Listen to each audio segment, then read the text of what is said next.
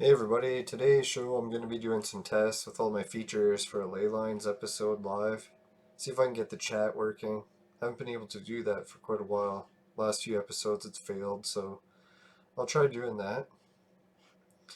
See the YouTube live chat viewer. So here's where the chat's supposed to work. It even says on it that it'll connect automatically. So I'll test that and see. Is it going to connect automatically? I'm a little skeptical.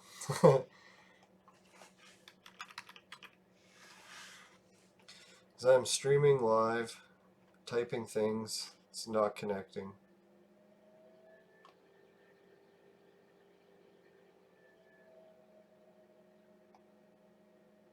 Oh, there. It was connected for just a second. I seen it. How come it vanished?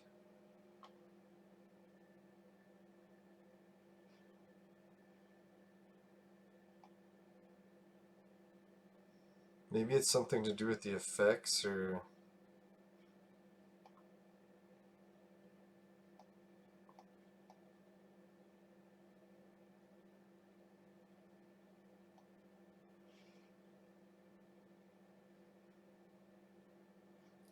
Hide user icons. Hide chat when idle for 30 seconds.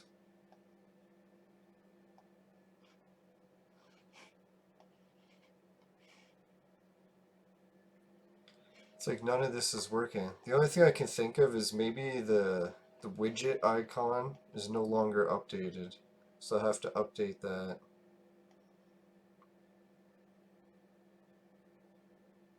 Usually that's what happens with this software. I find when you're using it, all of a sudden it comes up with some bullshit saying that you have to re-update everything.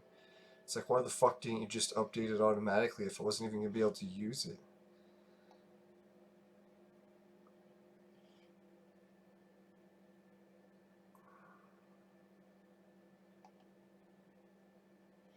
Oh, there it is. Check for updates.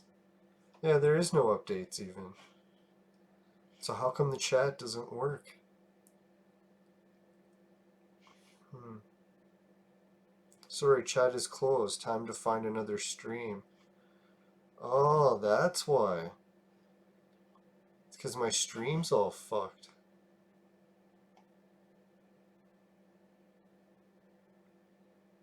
I'll try resetting this and see if it fixes it. So maybe that's the key. If my stream's fucked, all I gotta do is refresh it.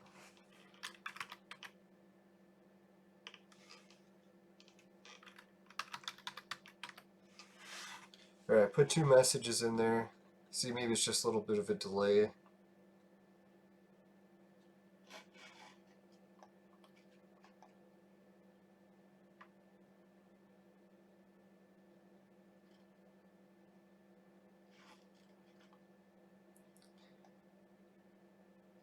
Now, it's funny because the test, it works great. But I'm doing an actual stream. There's...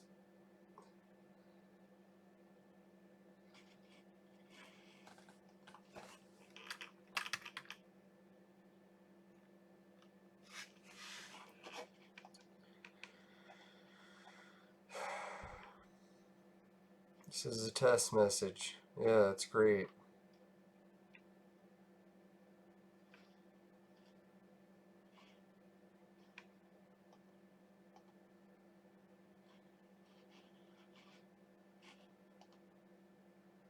Yeah, there it was. It said hi and hello, and then it just vanished. Why the fuck does it do that? Alright, I'm gonna try it from scratch. This thing's horrible. It never works. I don't know if anyone's like, oh, there we go. All I had to do was uninstall the whole fucking thing and reinstall it. Piece of shit. Yeah, sorry for getting upset. Technology really pisses me off sometimes. Alright, well, thank God, at least it's working, and I have an idea of how to fix it for when it happens again. Alright, so next I'll test to see how Google Earth is working. Oh, jeez. Yeah, it looks like this chat isn't gonna work either. I'm gonna have to try the same thing I just did there. Hopefully it works like it did on the other one. This will be a perfect test. Ah, shit. I didn't really make enough of a drink for this live stream. Usually what I do is I add stevia to water, or stevia with flavors to water. A little bit of a tang. God's name in vain. So much for that. Alright, so yeah, thanks everyone for helping me with this test. If you're watching, I guess you can put it in the chat now. I'll see. Thank God. Maybe I'll put another message in the chat just to make sure it's working. Oh yeah, and I was also going to try sharing the link on Facebook. I was just going to host this show right off Facebook today to try how that works, and I was blocked. But I'm pretty sure I can still just share it from YouTube. We'll give that a try.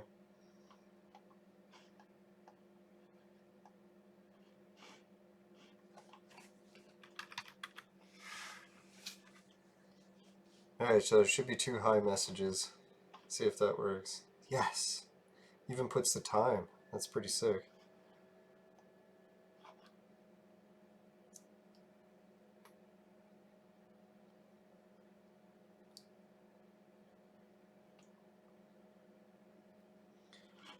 Alright, share it to my page.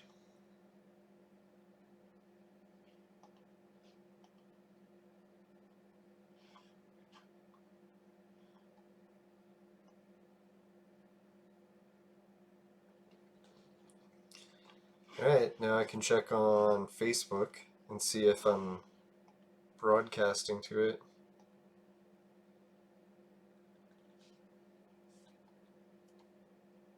Yeah, so if this works, then I can watch the Facebook chat and the YouTube chat at the same time.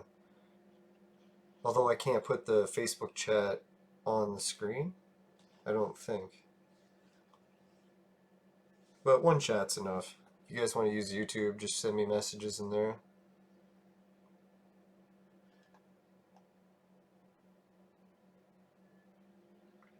I guess it just shares the link and doesn't actually show the live stream. That's kind of annoying. Alright. Hopefully my page restrictions are lifted soon. I don't know, like April 20th came and cannabis is legal in Canada. I posted a message about our government's sale on cannabis and I got my Facebook page restricted for 3 days, saying that I broke drug policy rules. When the cannabis isn't even illegal. It's a fucking government website, for Christ's sakes. Yeah, and the weirdest part is Facebook has like high times pages and stuff, so I'm like, what the fuck? It's like, it's not even legal in the States and they have a page. Oh well. Ah, sick.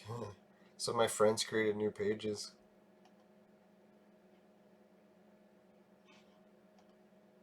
Yeah, it's actually the guy that did the intro music for my show.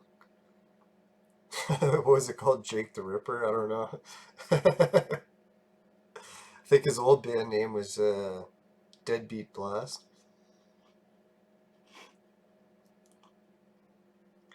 Alright, so guess I won't be monitoring the chat from that. Which is good. It'll conserve memory on my computer.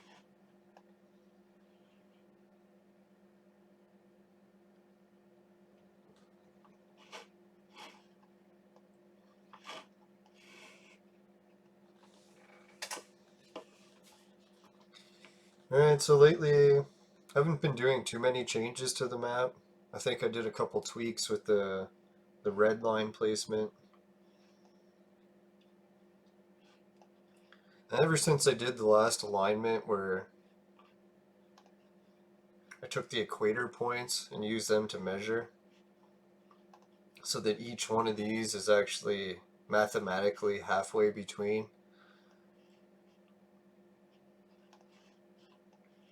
It ends up giving you the place markers of these lines.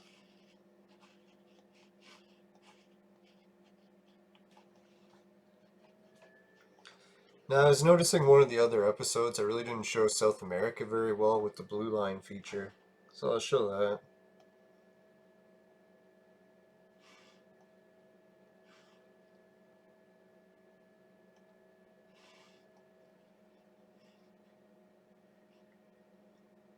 And it's kind of neat how each color has different stuff that really shows off well.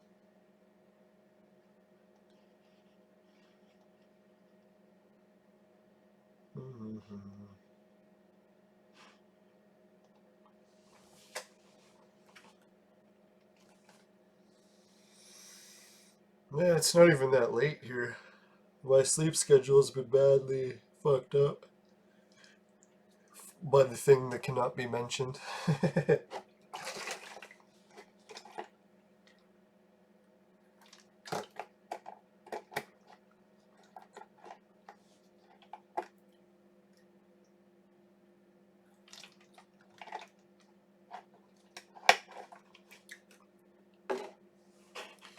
Now, lately though, I've been trying to focus a lot on looking at the map with just the yellow lines.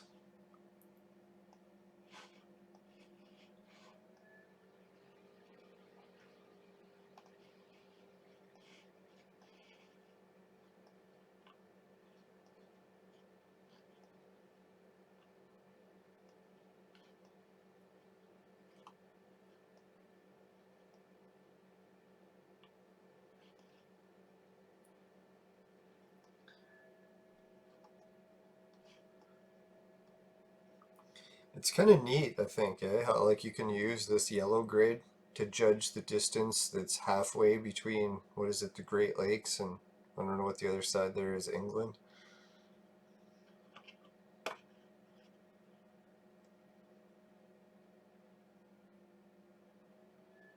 Or France? Yeah, it is France, huh?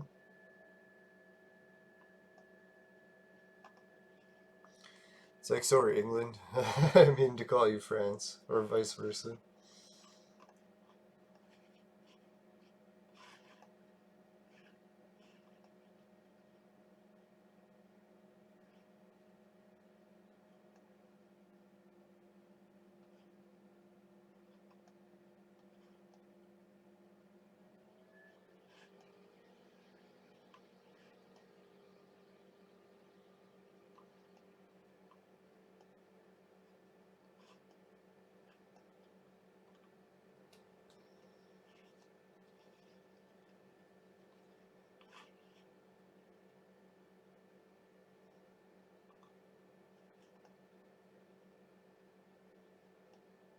Now, I was almost thinking it almost looks like it should have a volcano here and then a corresponding volcano there.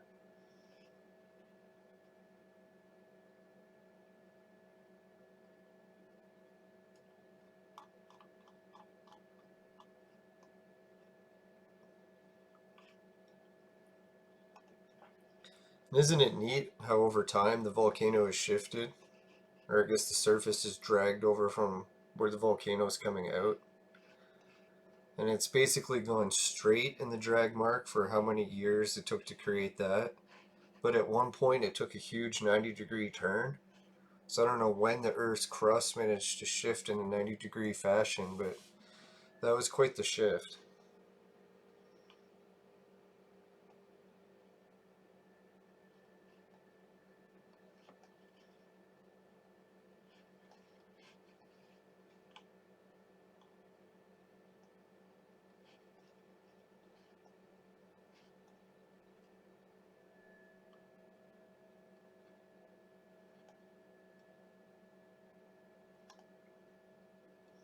I don't know if you've ever gone to a museum and checked out those fat woman idols.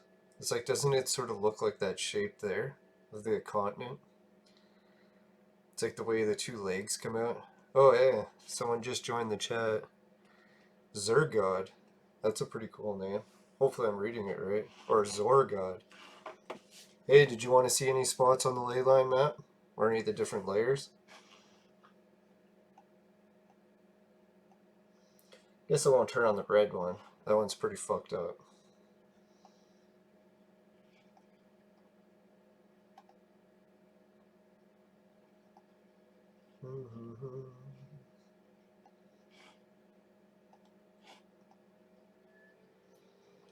Yeah, so what brings you here, Zorgod?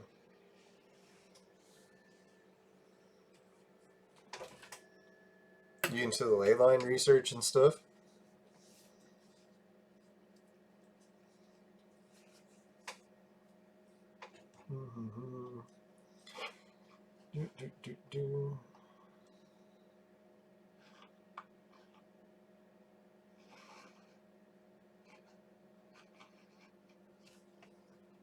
Yeah, I've been working on these ley line maps or gravity well maps for I don't know how long. I guess maybe close to 2 years. Maybe he was a player of Clone Evolution. He's gone now. Goodbye, Zorgon.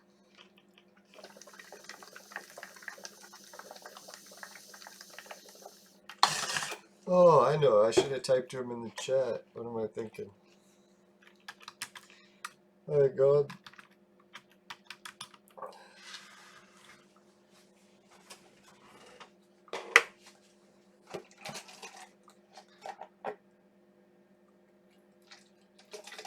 No, I think I recognize his name from Clone Evolution.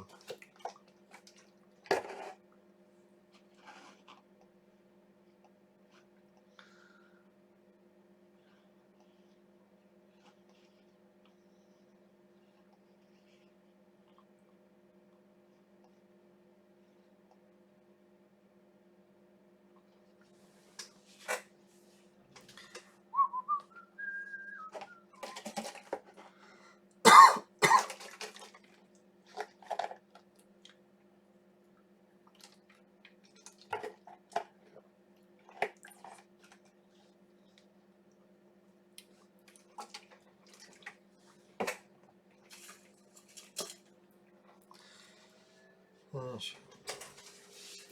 Maybe I'll get a different drink.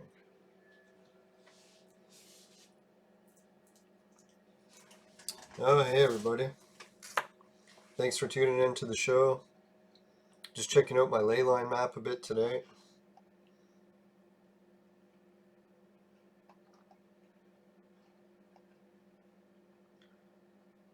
Now, if you haven't heard of it before, it's a ley line map similar to Perry Reese. The Great Circle maps, they call them.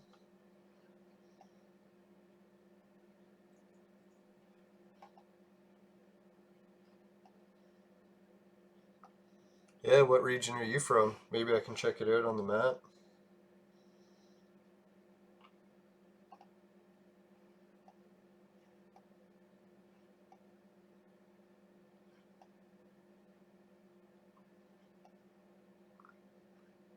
Australia looks kind of neat. Oh yeah, Asia. It's one of my favorite ones.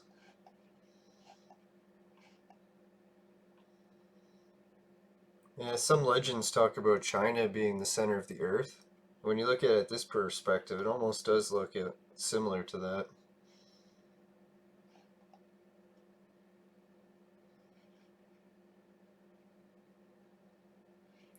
You can hear it arrives in this section in Japan.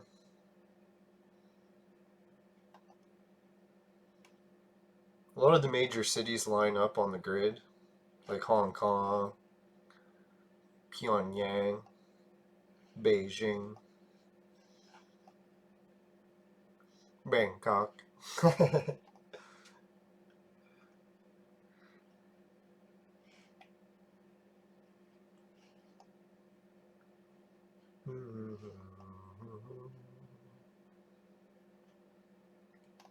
Let's check out how the earthquakes have been doing lately. I haven't really checked those recently. Yeah, this file here that I'm bringing up is a live look at earthquakes. So you get to see where they line up according to the grids.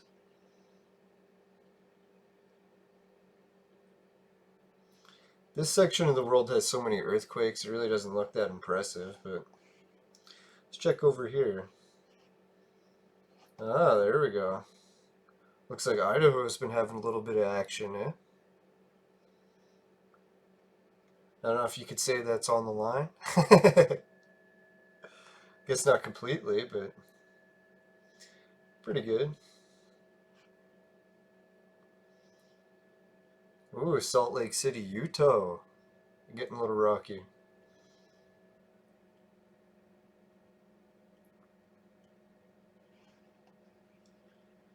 I haven't seen much action going in California lately, thank God. Yeah.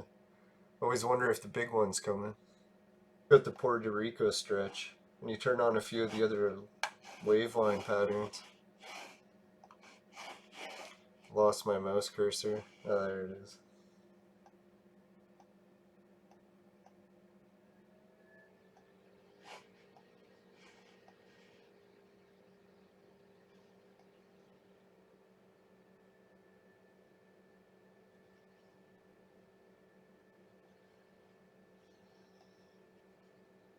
Hmm.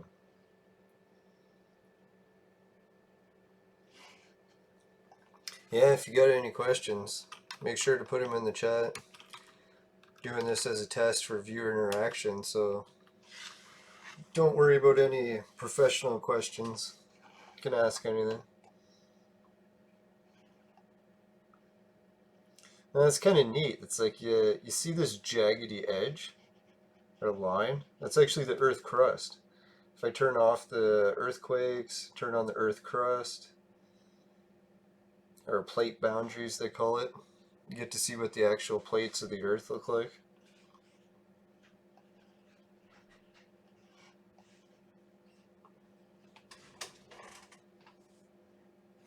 Yeah, I'll be right back.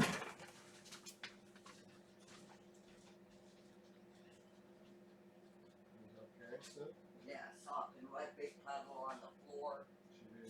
You wouldn't go. So I have been cleaning up these messes from morning till night. I told you I can force them to go, but you said to just leave them. Well, I don't like to be. Well, then you're yelling that you had to clean up a huge mess, right? You want me to send them? Send them where? Wherever. I got the chair right by the bed, but he's crying. The longer he stays up, the more mess I gotta clean. I won't be able to sit down for 5 minutes.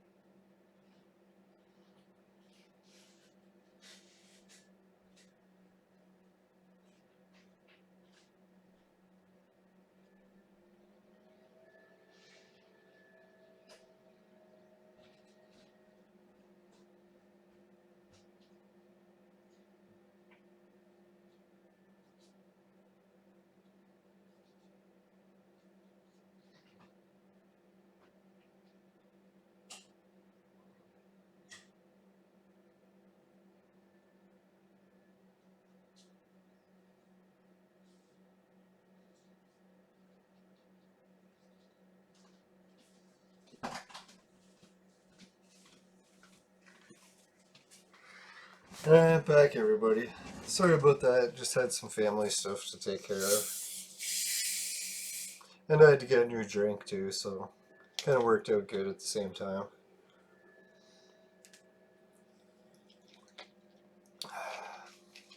Yeah, so did anyone post a question in the chat yet? Check it out. No new questions yet? Alright, it's all good. I'll just go over some more of my stuff here. And if anyone's wondering out what these yellow circles are here, I believe that's the location of Atlantis. Currently it's known as Schwabenland, named by the Nazi expedition that discovered it. And if you want to check the records, it mentions this Bouvet Island. So I guess that's where the Nazis encountered whaling vessels, I believe.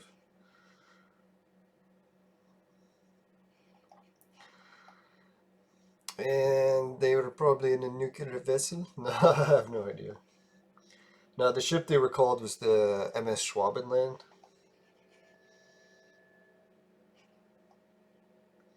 Oh, isn't that neat, eh? Wind Heck Geborn? Never really noticed those lining up.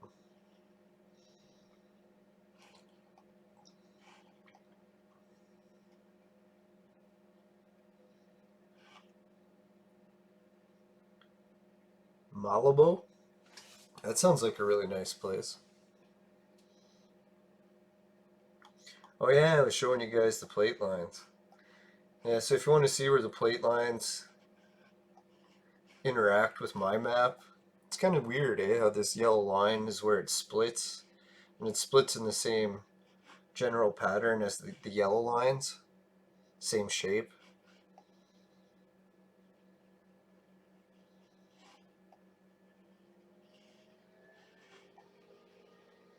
Yeah, in many cases it seems to follow the line.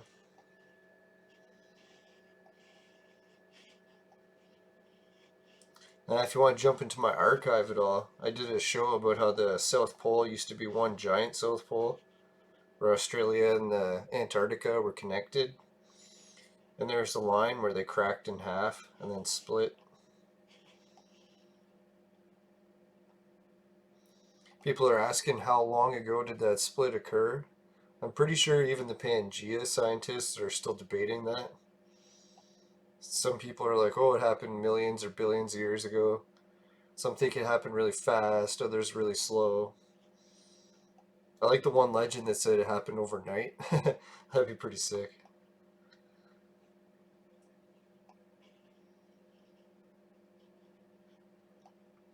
Nah, it was weird. I didn't even notice how close the two continents are together. Let me turn on the blue lines.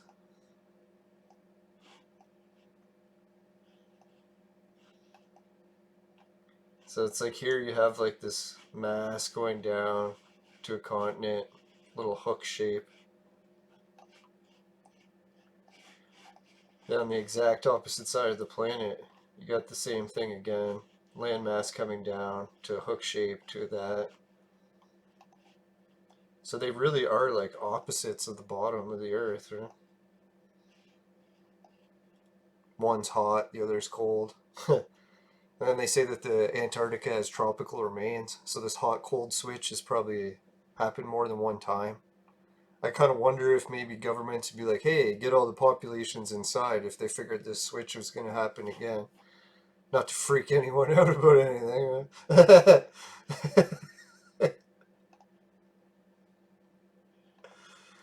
Ah, shit.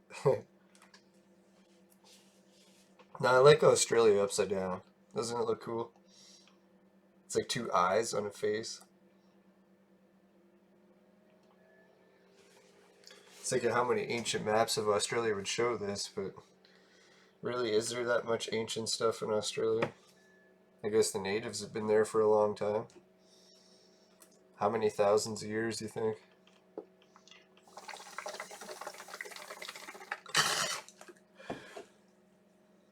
Sorry, I hope my vaporizer doesn't bother anyone.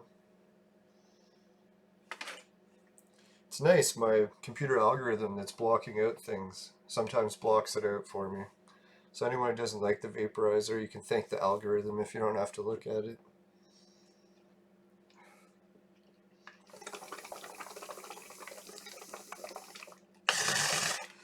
I like it because it's smoke free.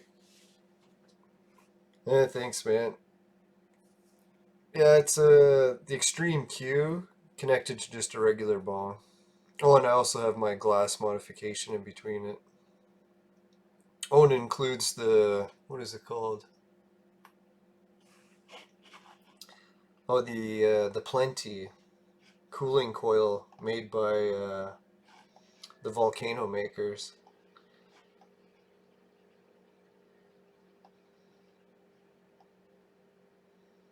Now, I used to smoke regular bongs for years, but then I switched to vaporizer bongs, and it was just the potency was too much to switch back.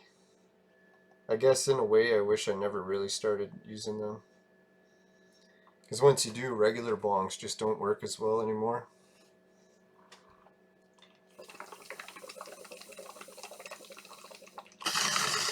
It's like switching from hard liquor to beer.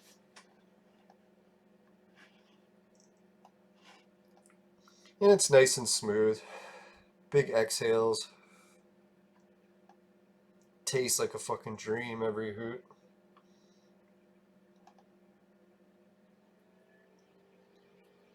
That's one of my main fun things I like to do. I used to play video games.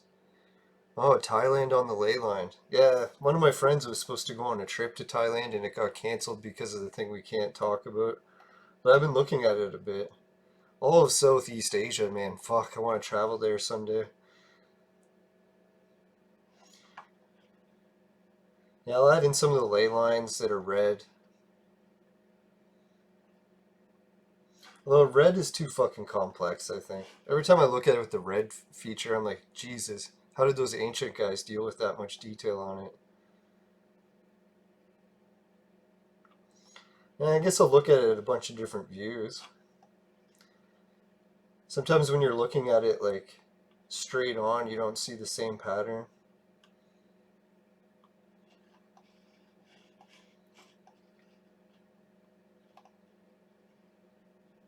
Alright, so there's the center of Asia. Yeah, I like how it centers Asia like that, eh? Japan right in the very center, I guess more in China. And then Thailand would be off to the left. Goes over Macau and Hong Kong. It's neat how Macau and Hong Kong have that one little angle, sort of follows it.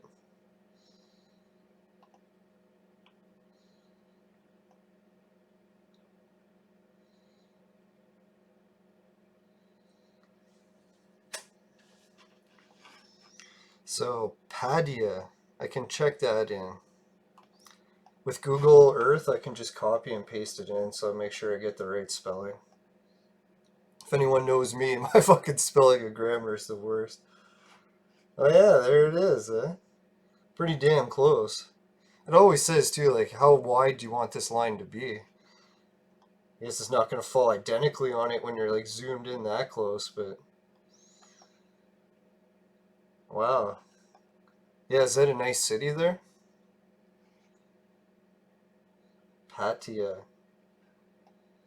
I bet you if it's near Bangkok, it probably is pretty nice.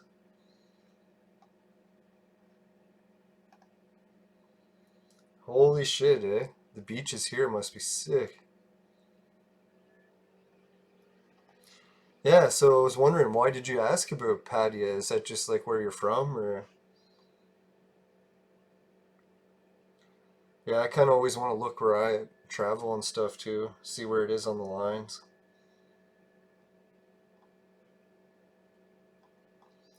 And one thing I really noticed neat about Asia that I never noticed before, oh, it's a big red light city? Huh. Like red light district, you mean? That's pretty wild, like party town. I'm not usually into that wild of parties, I guess. Islam bad is like right in the center there. Eh? X marks the spot.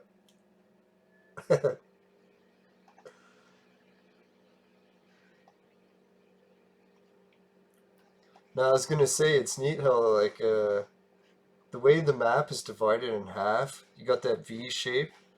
You find the same shape up here, except for like when I guess I'll put on the recreation. I don't know if that's still on here.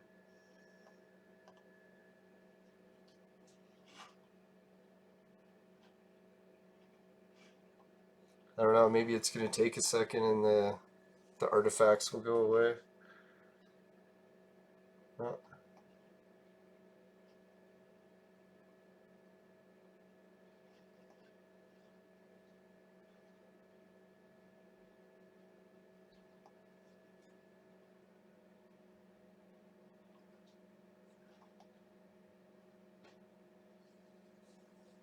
that's kind of annoying.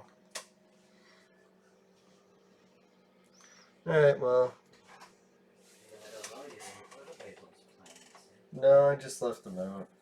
I figured I was gonna try setting up the greenhouse, but it was gonna take too long, and they look What like, about it's gonna rain every day? yeah, I'll have to either bring them in. Like they were already too soaked to bring them back in because I gave them a good drenching. Huh? Hmm. Yeah, well, I guess I don't know why that image isn't loading. Try again. What's that? No, I'm just doing a recording, so maybe I'll turn it upside down.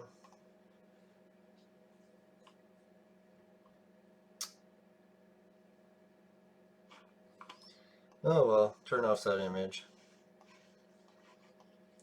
Anyways, what I was saying, then if you see how it's like a V shape there, there was a time long ago when the top of the North Pole used to have that same V shape up here, with this other side connecting over here. But it got smashed, and that trail from there to there is actually where the magnetic north travels today. So it's making a little loop through there. And why the magnetic north would smash the continent like that, I have no idea. Maybe it didn't, and it's just the residual effect happening after. But it's kind of neat too. It leaves the trail mark of where it goes as the dark blue parts of the ocean, almost like it's carving it.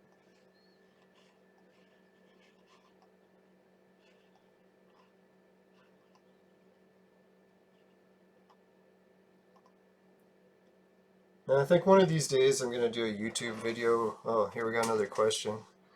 How about Catamico, Mexico? It's known for witchcraft. Okay. Yeah, thanks. I'll check out this one. Yeah, I know I tried originally to get the map to line up with T Noctitlan because it's one of my favorite cities, but I think it was slightly off from there. Alright, it says Veracruz, Mexico, Catamico. Try that. Do do do. Oh yeah. Yeah, this place has that vibe to it, eh? That water there. Yeah, it's very close.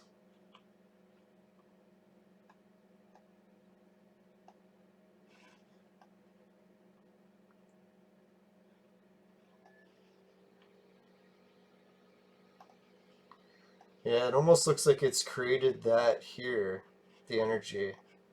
And this line might have been shifted over here slightly in the past. Hmm. Let me turn off the red.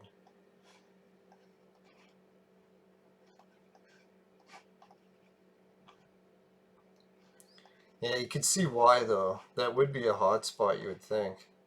Coming right off the center line. Which one is that? Yeah, that's the line that goes to that hotspot in France where all the megaliths are.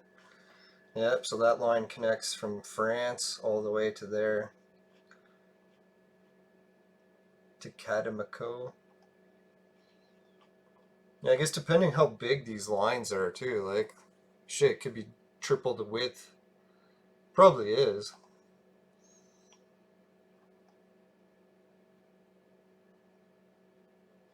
You've been to Tenochtitlan. That's pretty cool. No, I always liked that city because I was doing research about who is it, Cain, and it was funny because Cain, when he was like banished to this faraway place, it says that he traveled down south and founded a city called Enoch, which he named after his son, which he had with the locals that he met there. So it's like Enoch Titlan is like one of the oldest cities, and people are always debating where the name came from. So it's like I don't know.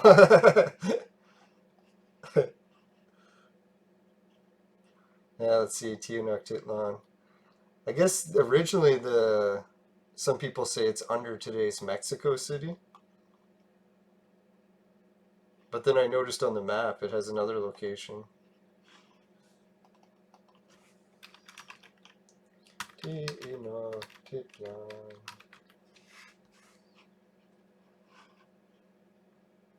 Ah, there it is. Yeah, so I wanted this to land on it, but it never did.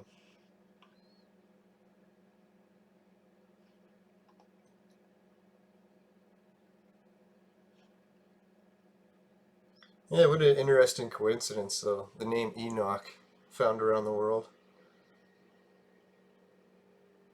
It's kind of a cool name.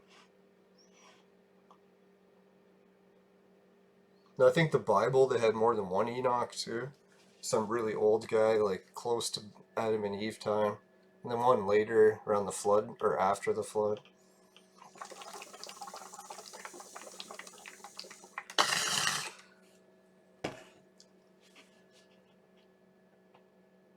Yeah, that's what I heard, too, that Tenochtitlan is supposed to be under Mexico City.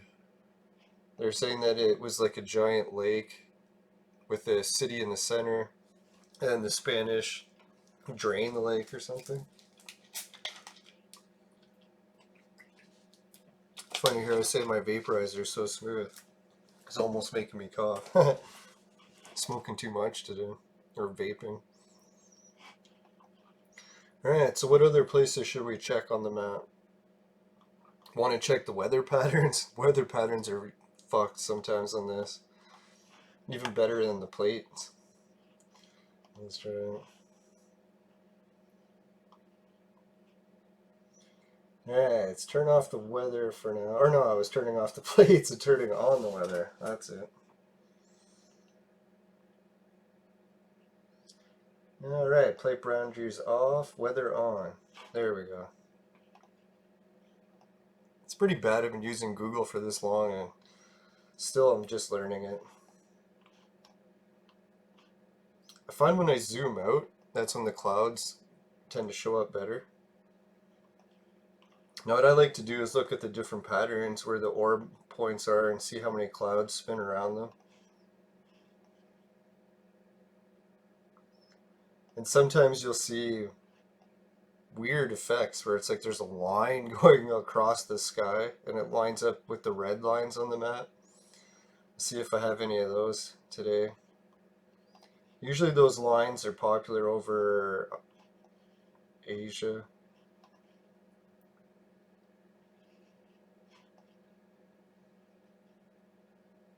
Oh, here's a line going like that. Let's see if it's the red one.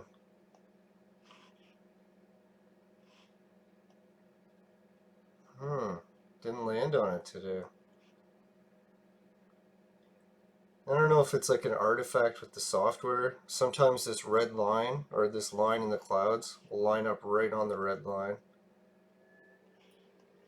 Today it didn't though.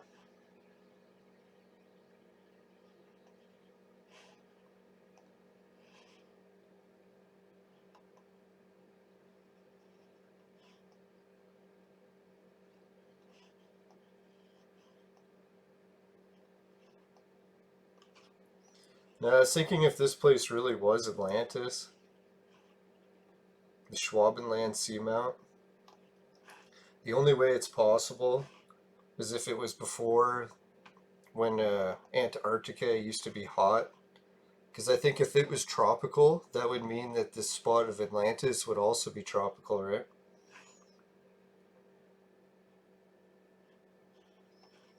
Which is weird to think. I wonder if there's any rumors or ancient legends about Australia being really cold in the past. Like, will they be able to do record checks and find out that it was frozen like millions of years ago?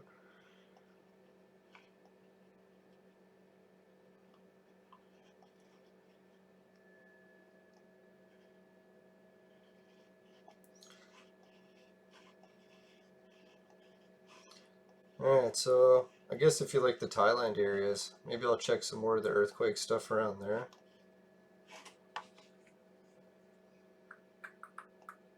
I have another file that can show earthquakes in the past too, rather than just ones that are recent.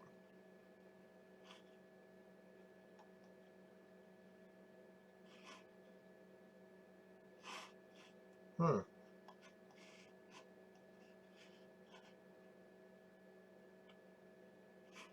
I don't see them showing up. Oh, that's why.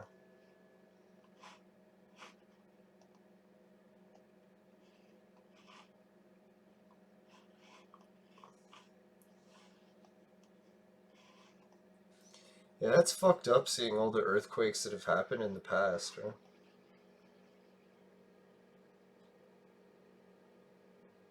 I used to have a file that was really cool and would show all the earthquakes like from really long ago. Or no, it wasn't long ago. It was all the earthquakes that were mild too, like all the two pointers and stuff. And that was really revealing.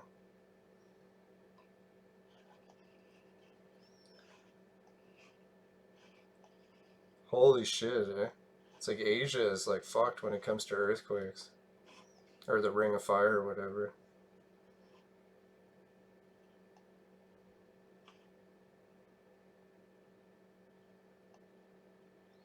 Yeah, this thing's kind of neat too. It'll show the magnitudes 7.3, 7.2. Oh yeah, and it shows you what year it was. 1930, 1912 earthquakes. Holy shit.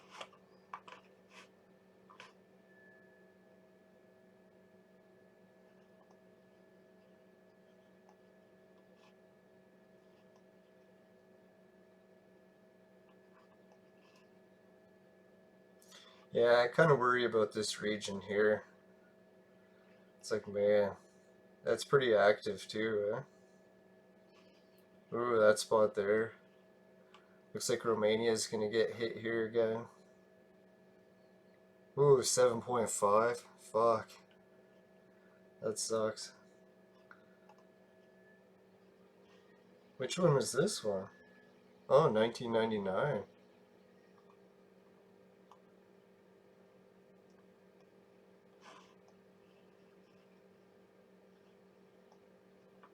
Yeah, I was thinking that Atlantis spot, it must have got hammered a lot with earthquakes like millions of years ago because of where the crust line is. But most recently, it's been very dormant.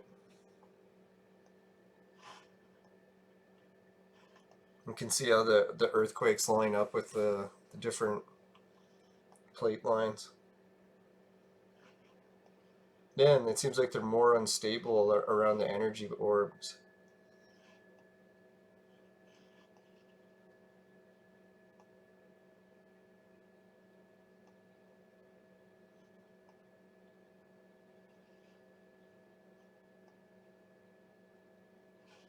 Now, I think it'll be cool in the future when scientists start using these maps because I'm sure they can make them a lot better than I have. And if I'm already getting this much information from it, fuck, who knows what they can.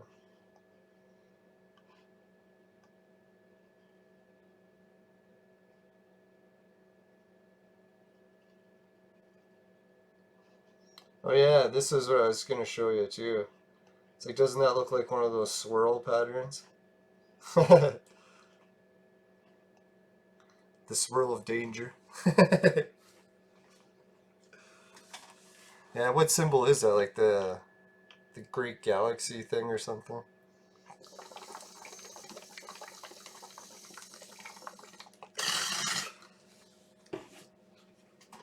No, today on the menu I have some of the government herb. The Atlantis strain of all things. The strain that got me banned off Facebook for just mentioning. It's like, oh shit. It's hard to find this Atlantis strain, but when you do, it's worth it. Oh, Jesus. Fucking smell is ridiculous. Like, I know a lot of weeds people like that smell like sweet, but this stuff smells like so strong. Not sweet.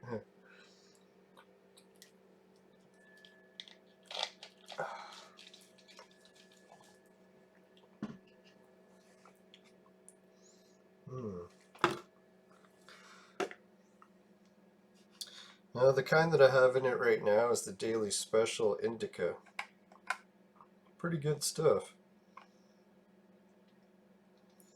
They rate the THC at 17.5, which isn't the strongest I've tried from their site. Alright, how about Avebury, England? It has a huge Neolithic henge. Yeah, I've definitely heard about that one. Alright, so let's turn off some of this shit. Now, what I can do with this Google Earth thing, it's very risky. I can't actually do it over England. It's the one place I can't. But I have a file where I can turn on all the ancient sites and see where they line up on the map, and whoo. But England has too many, so you can't, or it'll crash my computer. But no, I'll type in the name of that, Avebury. I think I can spell that. Avebury.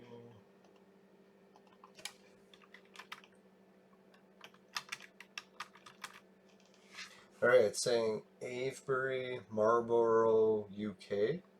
Or no, Avebury Stone Circle. That must be it.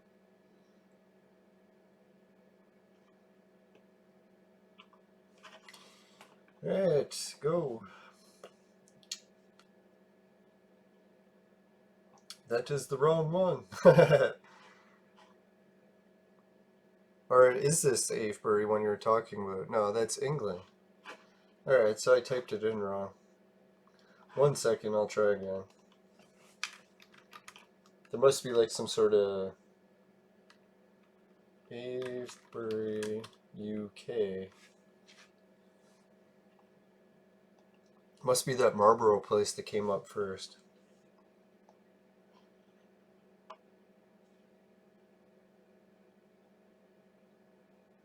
Yeah, I like the graphic, how it flies to it.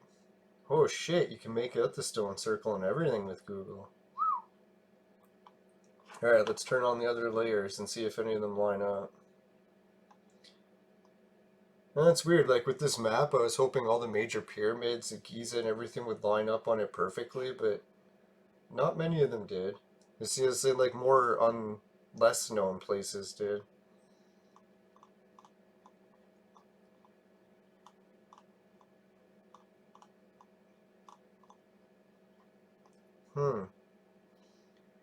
Yeah, I guess you could argue that it's in the center of all of them. Now, that's the thing with these line maps, is a lot of time they illustrate the edge of the land, so you're not really going to land too many things on it. I guess Dublin landed on it, London did.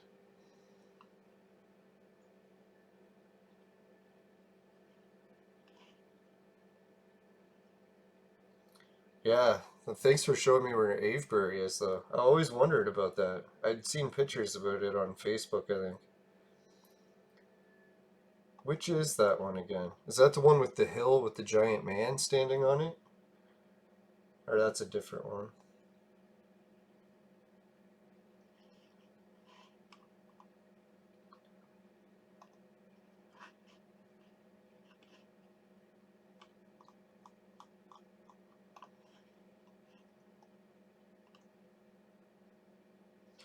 Now, I was looking at, what is it, this part of Europe.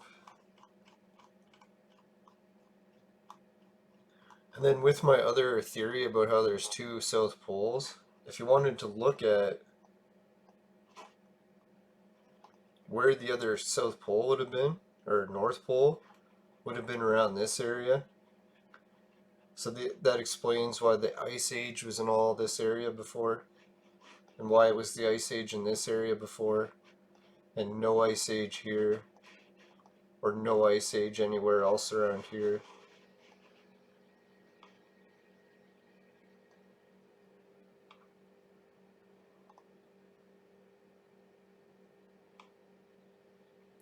Yeah, so if the North Pole used to be there, fuck, can you imagine how harsh the conditions must have been around here? This would have been like the Arctic of the time. And it kind of explains why the stone circles that you find here aren't really as old as the ones that I research in Canada. Ours date, I think, what is it, 10,000 years? And theirs are around 5.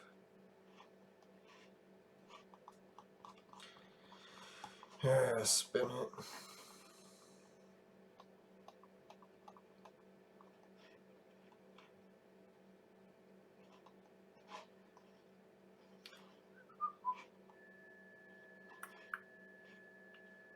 Time is skimming. No. Ah, there it is. It's so small that sometimes I can't really see it from orbit. Yeah, they haven't upgraded the satellite image much, but we have like a Stonehenge thing around here in the shape of Draco.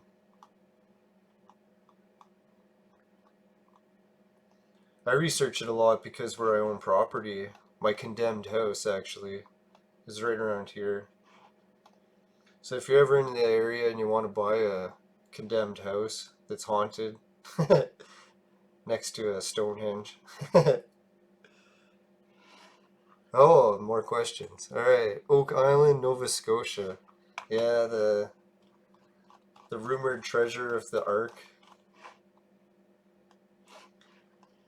I don't know. My theory on that is I kind of wonder if what's his name, Roosevelt, when he brought his mining equipment to the island, that he got it out because it says that he had a vault in the White House constructed to put whatever he found recently in the vault.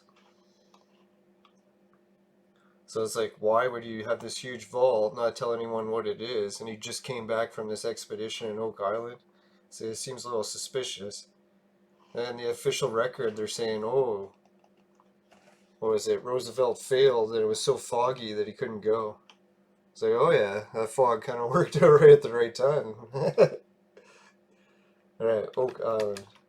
No, I try not to be too conspiratorial though.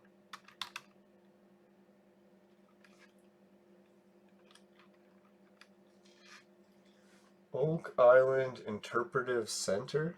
I don't know if that's it. Try that.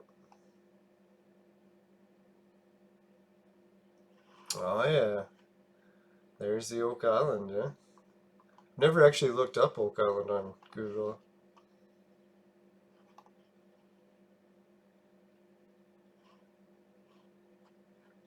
It's weird, eh? It doesn't even look like an island. It's got a road to it. I guess it's technically an island if they built a man-made road. I always thought you had to take a boat to get to it. Is there another Oak Island?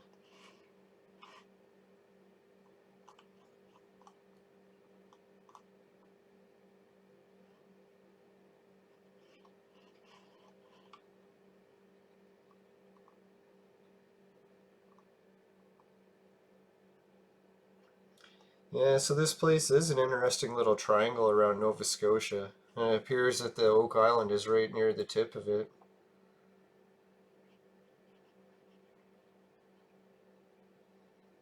If that's the correct Oak Island.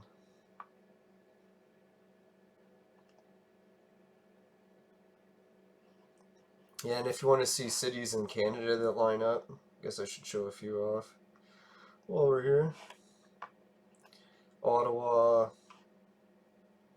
Used to have Washington on there, but I guess it doesn't. New York.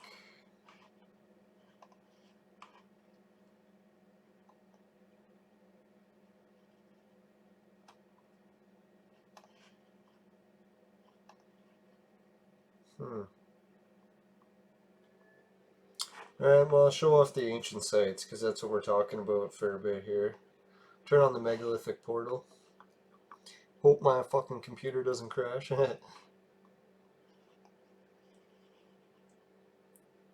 Alright, so that gives you an idea what the ancient sites look like on the map. Some of them line up pretty nice, but I guess it's bound to happen. One that a lot of people talk about is the Majorville Medicine Wheel. That one lines up pretty good.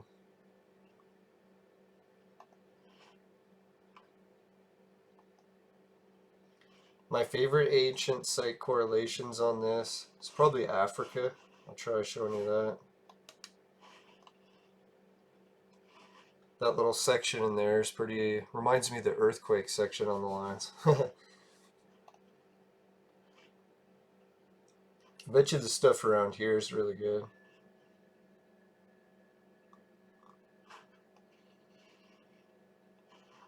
Holy Land stuff in Egypt.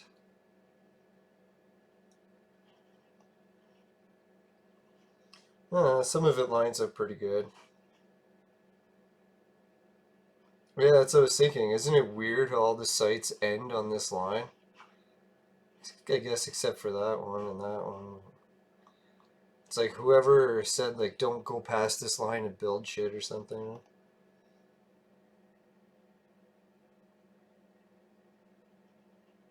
Maybe it's just geography wise. Oh, the Badlands Guardian in Alberta. Yeah, I've seen that guy. It's like the looks like a head. Let's check that out. I guess I can just type it in. Badlands Guardian?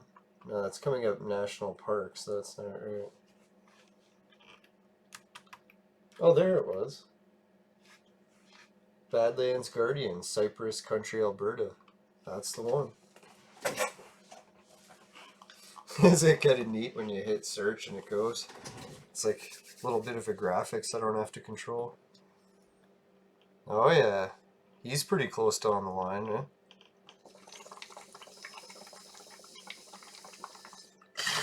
That was pretty badass how Google centered him and everything for me.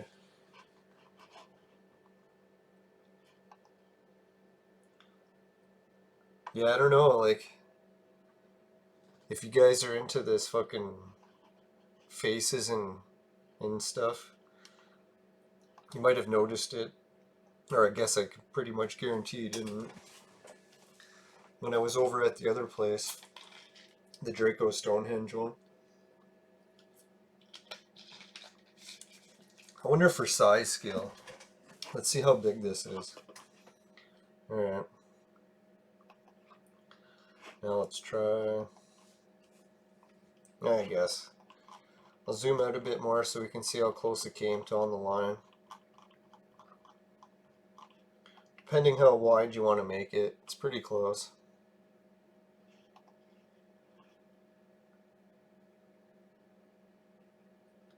Man, this guy is... He's pretty close to that Majorville's wheel, I guess, huh? Yeah, I love the detail, eh? The eyes, the nose, mouth. Even the hair. That's fucking sick. Alright, let's go to ours. The one no one's seen. I think I'm really the only person who believes it's even one. Alright, who knows, maybe there's an ancient legend that correlates. Fucking creeps me out when that happens. Half the times I find some theory and then I'm like, oh shit, there's already a legend about it.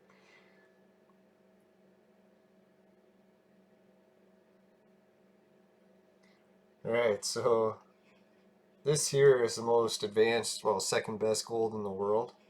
I think it's King Solomon's gold mine, but that's a story for another day. So here was the Stonehenge that we were looking at before.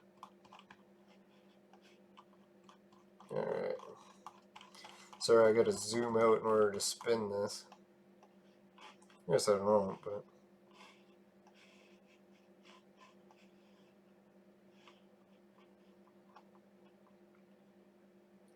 Now I noticed this because I was really into the shamans and the offering tables and shit.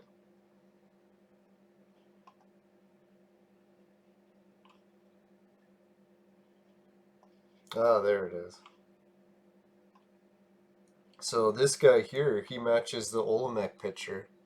Or that Badlands Guardian, I guess they don't really have an artifact that he matches. Well, this guy does.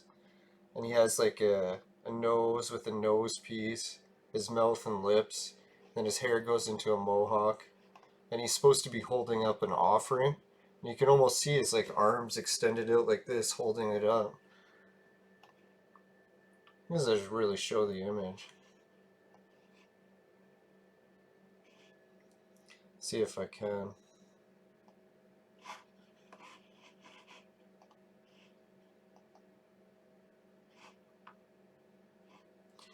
Alright, where did I put the image?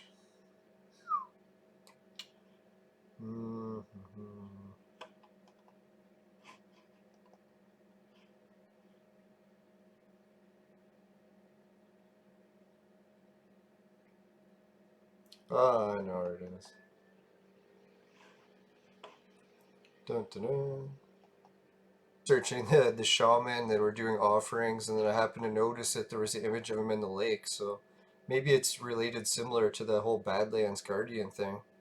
These lake images, or what was it, the legend says that the giants could shape lakes into whatever shape they wanted to make images, or mountains. So that's like an example of both, where they were shaping lakes and mountains, putting the shaman right into it.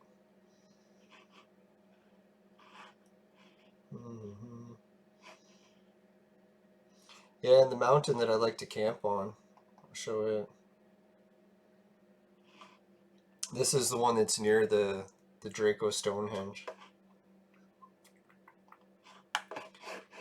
Okay. Let's go back to Google Earth.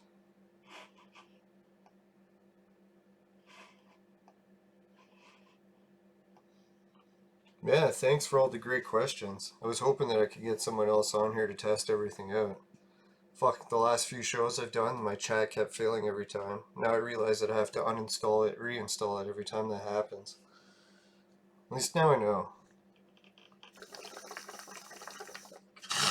And knowing is half the battle.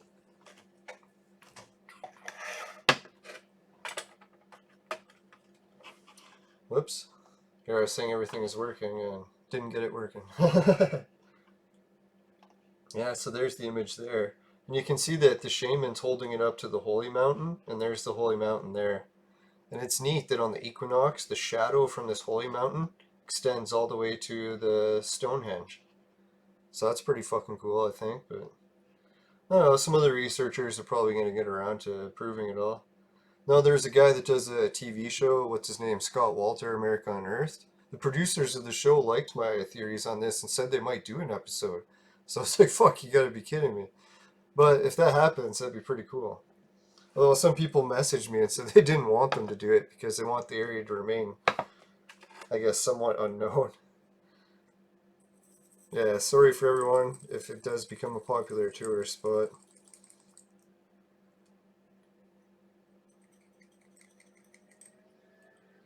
I don't know, some people in the town probably want it to become popular. Fuck, I sure as hell wouldn't mind if my property skyrocket in value. Go from like a $10,000 shithole to something I could sell.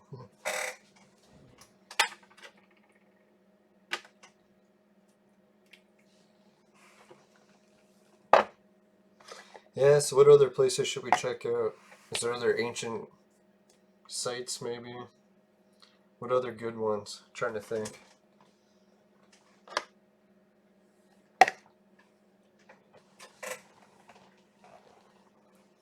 Maybe we'll try. Oh no.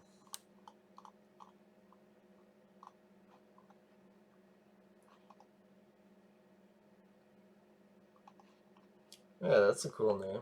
Doobie.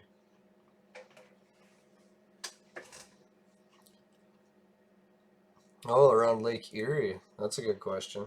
Check that one next. It's good. More questions. Keep me away from using the vaporizer too much. Alright, let's try Lake Erie.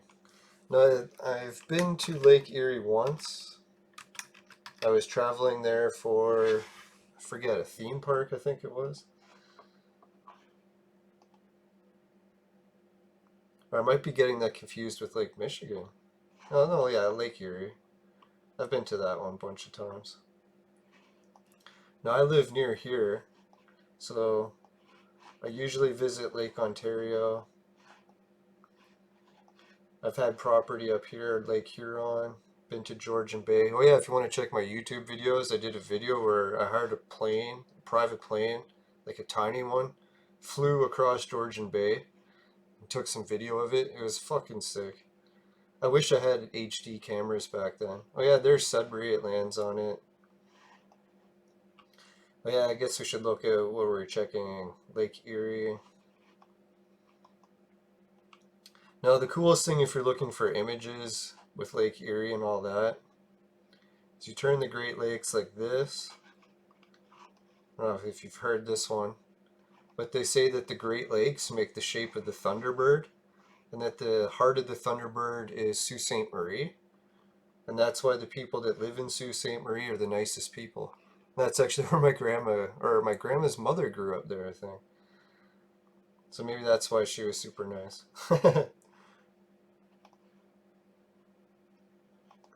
Yeah, I guess that's kind of part of Lake Erie. No, that's Michigan. No, it's not. But the bird wings you can sort of make out. I don't know what this is. Yeah, this would be the body of the bird, I guess. Yeah, it's part of the First Nations history. They got some wild shit. I really wish we'd see more First Nations movies and such, like telling their history, but I'm pretty sure a lot of it they still want to keep secret. I even feel like shit for talking about it too much. No, I think it was something to do with information being like currency. You didn't want to tell everyone everything because then you wouldn't have anything left to trade.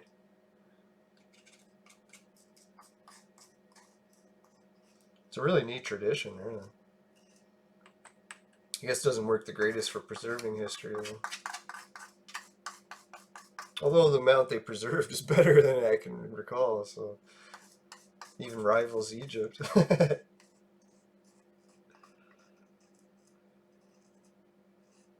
Now they got the, what is it, the Winter Maker? He's the best description of the winged disc god I've seen yet.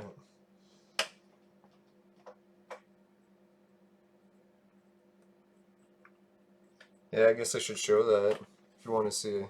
Oh, the largest crater in Sudbury. Yeah, Sudbury is one of the cities that I flew over also. Oh yeah, and it showed up on the map, right? And Sudbury is the city my mom grew up in. She used to do some of the stuff for the TV studio. Not like being on TV, but operating the station. I think she said she ran the commercials on the weekends. Yeah, so where the fuck is Sudbury? Oh yeah, there. Yeah, in Sudbury they argue, some people, if it actually was a meteor, or if it's something to do with these ley lines creating energy, like orbs. I'm leaning more towards the energy orb theory, but hell, I guess it could be a crater. Like the weird thing about these energy orbs, like forest circles or whatnot, is they are known to create minerals, and then they're not meteors. And it's like meteor craters are so similar to the forest circles, and they have minerals. It's like, huh. I'm sure some of them are craters, but it's like there's definitely some that are the energy type. Yeah, so there's probably a combination, maybe half that were actually smashed with physical objects, and others are energy impacts, or maybe just energy within the earth boiling out at that spot.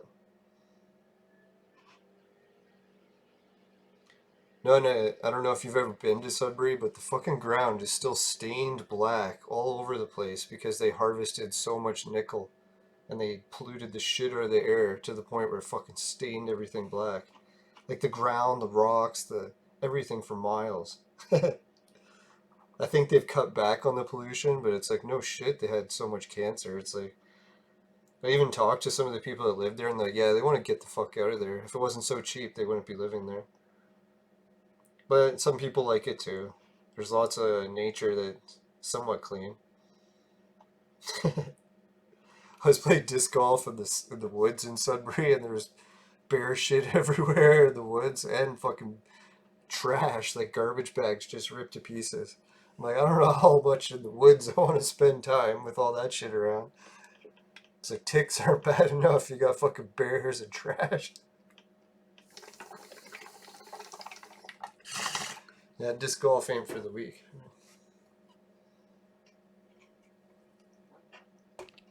Yeah, so what's your theory? Do you got any ideas? Was it a meteor? What do you think it's energy that created Sudbury's impact zones? Hey, we made it up to 3 viewers. How's it going? Maybe it's Curtis. Haven't seen Curtis in a while.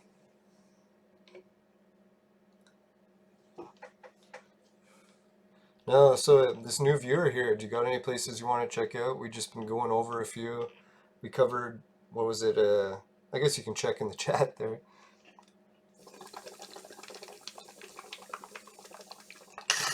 Sorry, I'll try to stop using my vaporizer so much.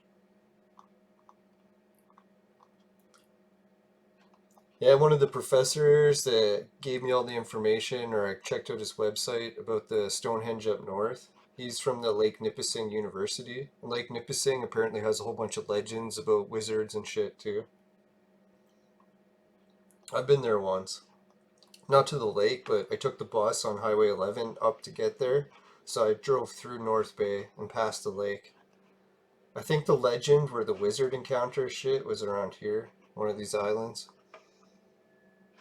He's only, oh yeah, I was asking a question. I've only heard it's the third largest impact crater in the world. Holy shit, eh? Third. Well, that's the thing, it's two impact craters, they say too, right? So maybe they're counting two together as making one giant one? Yeah, the Bermuda Triangle. That's a sick area. Now I was wondering, like, you can see how many of these places are lining up, like, ooh, Rochester, Kingston. How would the Bermuda Triangle look?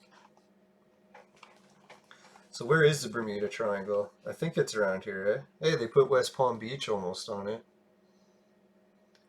Fuck, my dad owns property in some swamp that he got suckered into buying. Yeah, I think it was at Lehigh Acres. I haven't actually been to Florida yet. Alright, I'll type in Bermuda Triangle. I can't find it. Bermuda, Bahama.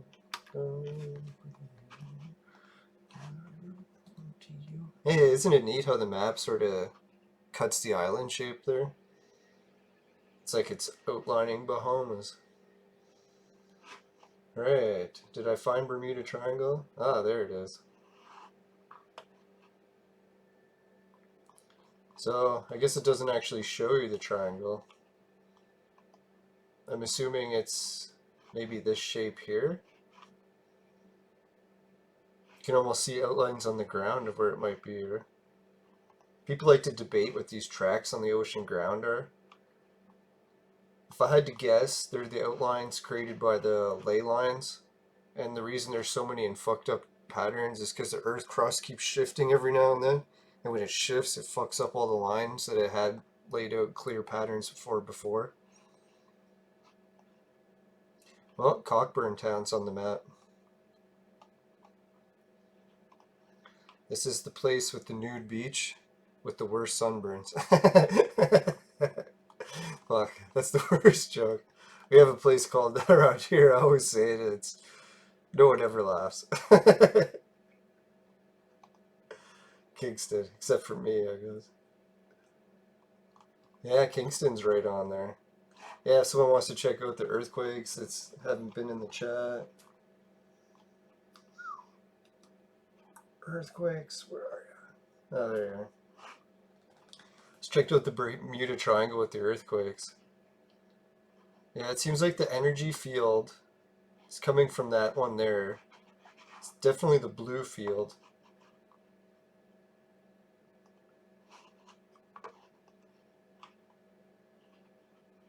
And it is kind of an area that looks a little suspicious within the blue field.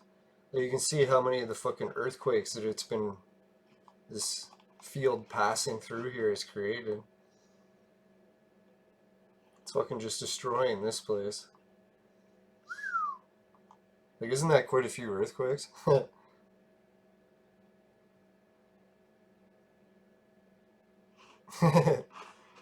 Cockbird Town is in Turks and Caicos. Could have been Canadian territory. Yeah, I know. Why the fuck would we say no to that? Probably because half of Canada would just leave and go there. It's like, I don't know if you've heard, but the weather ain't the greatest in Canada. Only for 9 months of the year. Alright, so let's bring up the Earth crust. I don't know, does that connect anything to Bermuda Triangle?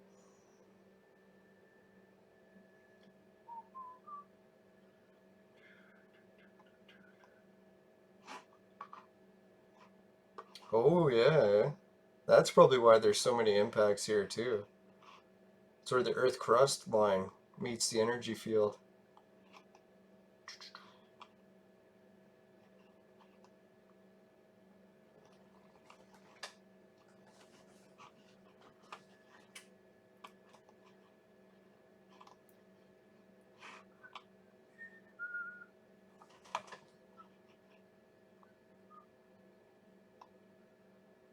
Now, I have a friend that researches, what is it, the giants on, which island was it again? These ones here, I believe. Oh yeah, Aruba and Curaçao. There's a mistake on my line. No, that's oh yeah, Bonaire. That's one of the islands that has giants, right? Or evidence of giants in the past. And that's still today.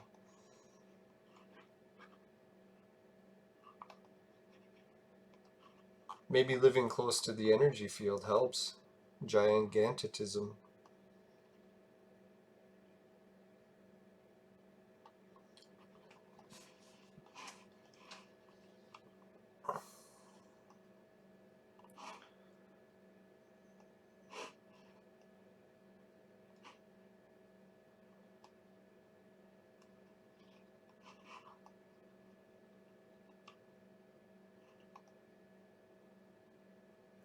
Yeah, the only thing I worry about taking tropical island trips is, what is it, that Chagas disease or whatever? Kissing bugs?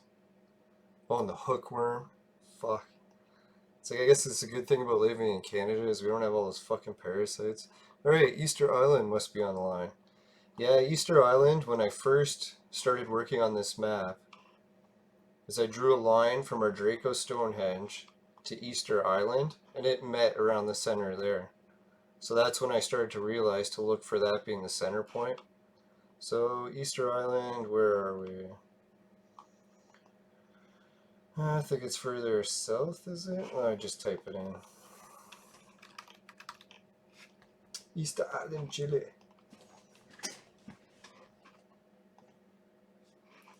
Now, and this is another one of the major orb points where the researchers started to realize that stuff was lining up.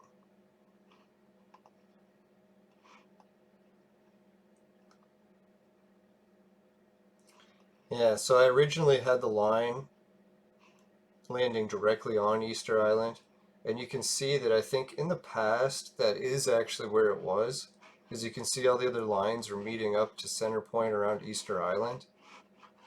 But it's been a while since Easter Island was actually on it. It shifted.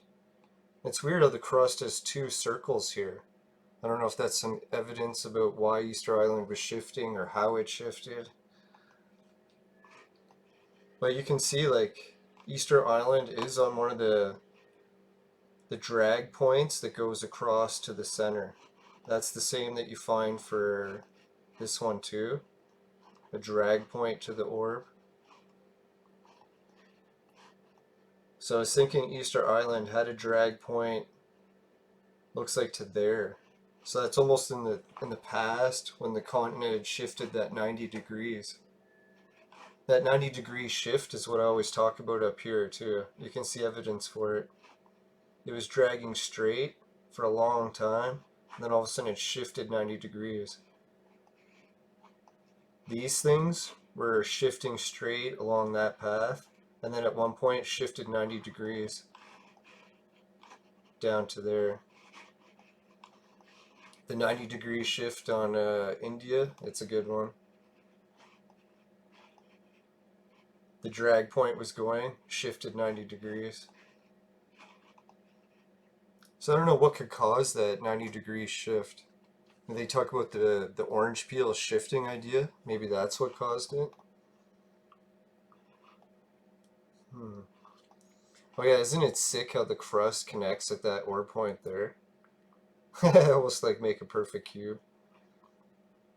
Whoops, there's a mistake with the blue line. So if anyone wants to see how I correct these, I have to drag that to there. There we go.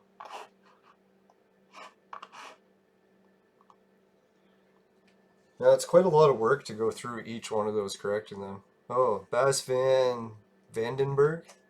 Hey, I read about some ancient buildings in South America lined up with astral signs. Might they be linked with the ley lines? Maybe Pumapunku at Cusco. Alright, so what should I do first? What was that? Right, ancient buildings, South America. Yeah, let's check South America in general. I find for me, the line map, it pretty much illustrates the edge of South America pretty well. Let me turn off.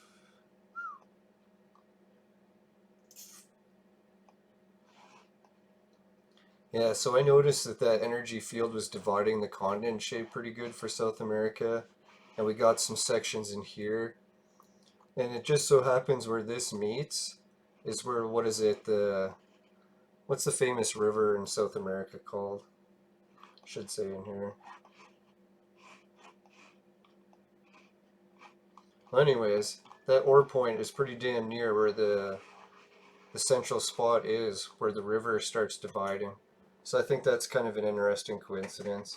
But yeah, let me turn on the ancient sites there, see if we got any. I don't think the megalithic portal puts too many in South America for some reason. Maybe they just haven't added them to it.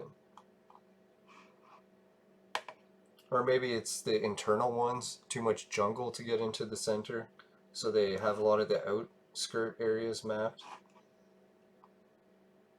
I know that's what Australia's like, I heard, eh? Like the entire internal part of the continent is almost unaccessed. Everyone just lives on the outskirts, near the water, I guess for geographic reasons. Yeah, isn't that neat though, eh? I almost wanted to put the ore point exactly there, but I'm like, fuck it, I can't because this blue line connects with the exact measurements on the top of the North Pole. So I have it at, like, to the degree, within 100th of a degree, I guess, to actually on it. Oh shit. I gotta be careful. Fuck. What happens is with the ancient shit, if I zoom out too far, fuck, crashing the computer. Turn off the megalithic portal. Please. Yes. If I can turn off the megalithic portal, that's when it fucking stops it from crashing. Alright, so if we want to go on to South America shit, I'll put on the ancient stuff again and show you the, what is it called, the Nazca lines. They're pretty cool on it. Oh, here it is. Now I'll have to remember to have this turned on so I don't zoom out too far.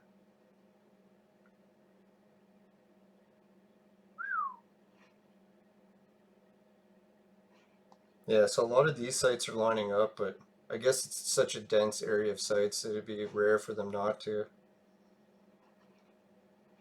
Yeah, this whole region here seems like that's on the line pretty good.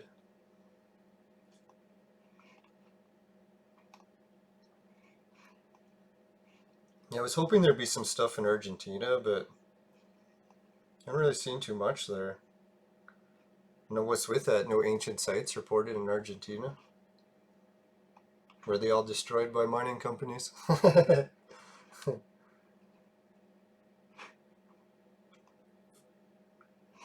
That's the problem with the ancient sites in my area right now. Every time they find them, the companies have to shut down all the projects they're working on so they can do studies for years. So I don't know how often they would actually want to tell people they found something. Now here's a mistake here too. Almost kind of want to take the map and get all the points to connect there. That one looks a little bent. But before I make changes, I usually have to make sure I'm not making an incorrect change.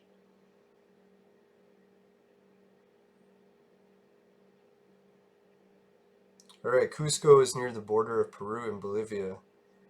Ah, Puma Punco. Alright, let's check that one. Yeah, thanks for keeping me on track here, guys. Get sidetracked pretty easily. Puma Punco at Cusco. Oh, Tiwanaku. Isn't that supposed to be the oldest city in the world? 40,000 years old?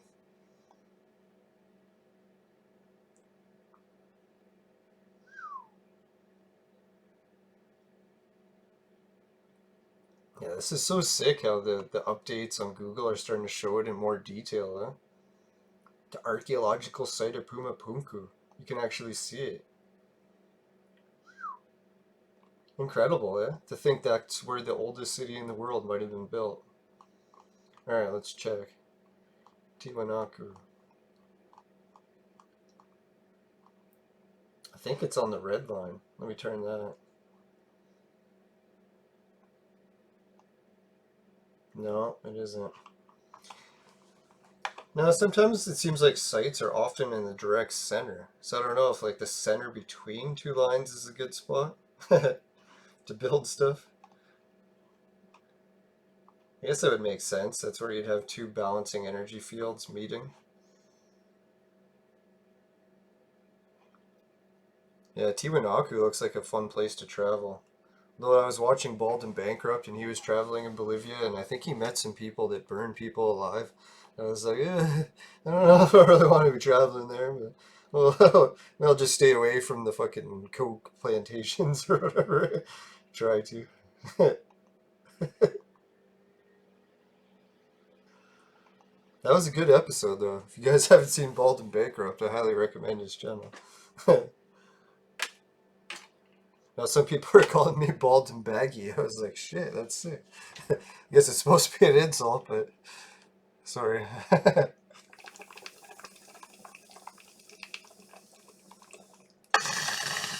Now if we keep staying inside so long, I'm fucking not going to be in baggy clothes much longer. Let's hope get outside.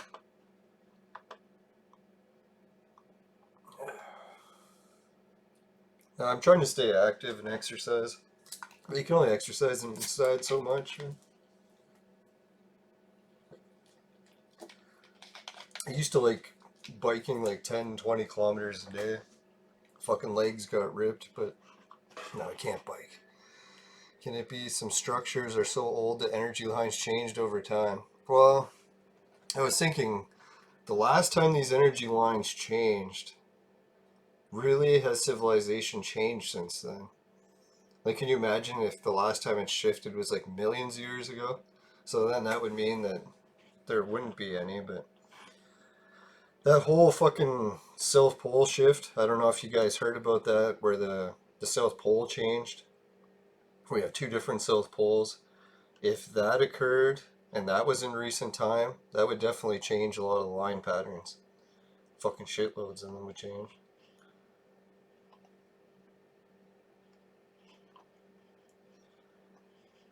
Now, I never even realized that the two poles, like the Antarctica and Australia, used to be joined. When here's where they split in half. You can even see the drag marks in between where they slid or got pulled apart. The neatest thing about Australia is they're thinking, oh, it's not really half the size of Antarctica, it's a bit smaller. But back when that split happened, Zealandia, this giant continent here, it used to be above water. So it would have been joined to it and the boot part would have stuck in there. Yeah, and if you haven't noticed before on maps, The sunken continent of Zealandia happens to be the same boot shape as Italy. So it's almost like Italy and Zealandia are a similar, like, I don't know what you would call it, sacred geometry field pattern that creates boots.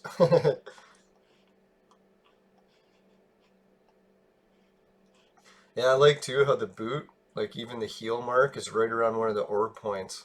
It'd be funny if that happened by accident. I doubt it. So it seems like the ley line pattern really hasn't even shifted since the fucking Zealandia used to be above water, I'd say. Because look, it carved that in there. So how long has it really been there? Billion, no, maybe not a billion years, but millions. But I was thinking too, is like we see the evidence when the poles shifted and Australia used to be frozen and this used to be hot.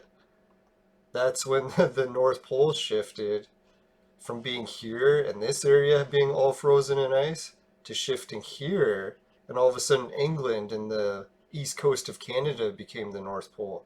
That's why we had the fucking ice age. So I guess it wasn't really that long ago. Oh, hey, Omar's here. Yeah, how's it going, man?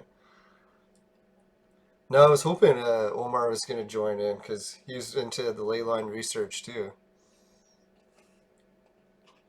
Now I've been trying to get like a fucking weekly podcast thing going, but my house has had a whole bunch of issues going on lately. So my stream time is pretty erratic. I can only do it spur of the moment. Maybe I'll try to get a weekly time going. That'd be sick. Once all this shit's back to normal.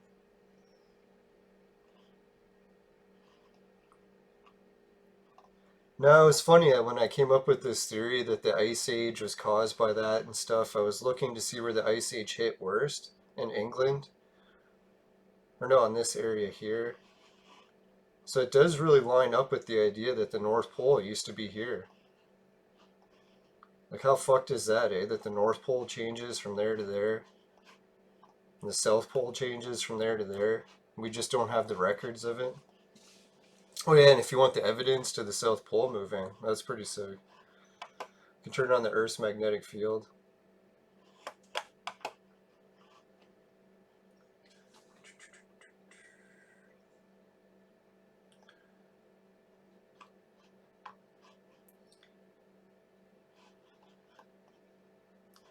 Yeah, I'll turn off my ley line maps just for a second. Yeah, so you can see that Antarctica is like a brain, and it's in the shape of a fucking giant head. I always found that's kind of interesting, eh? You can almost make out the neck and everything. And then when you turn on the magnetic field, where is it? Why is it not showing up?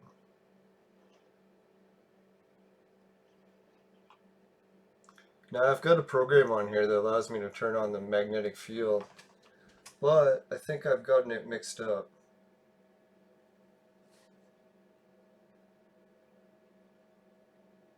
Hmm.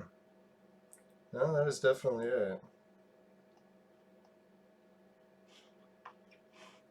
It says magnetic field, more information. For some reason, the magnetic field file is not working today.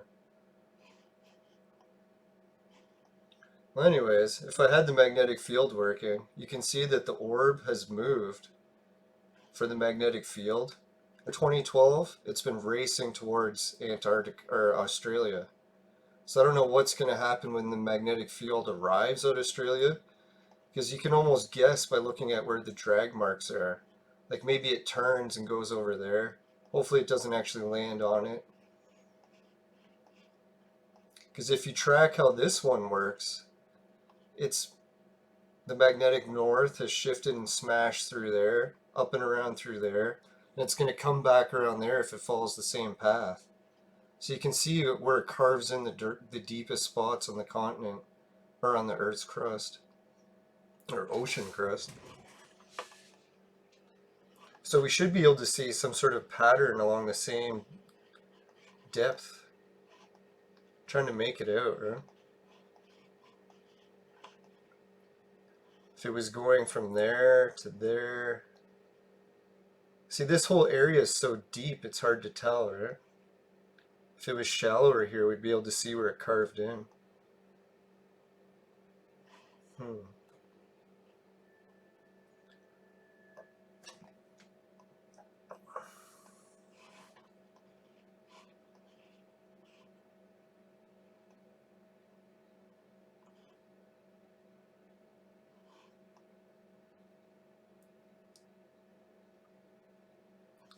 Yeah, I noticed that the Piri Reis map, a lot of his orb points come out to points that actually look like this rather than a orb.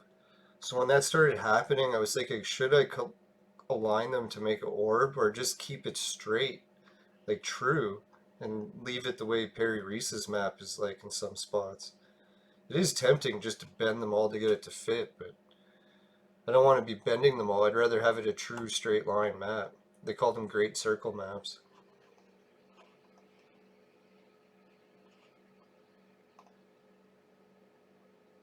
Let's try turning blue off.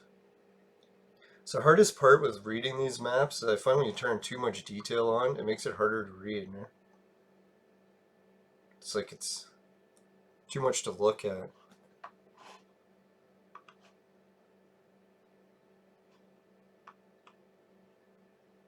Maybe if you set all the lines at the old poles. Yeah, like when I first made this map, I just did it by eye rather than using the actual globe markers as measuring points. And I got the center point for here.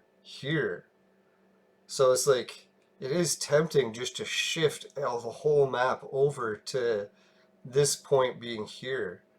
But I was like, shit, it's so much easier to make the map if I go with the actual drawings. Like, here, I'll show you.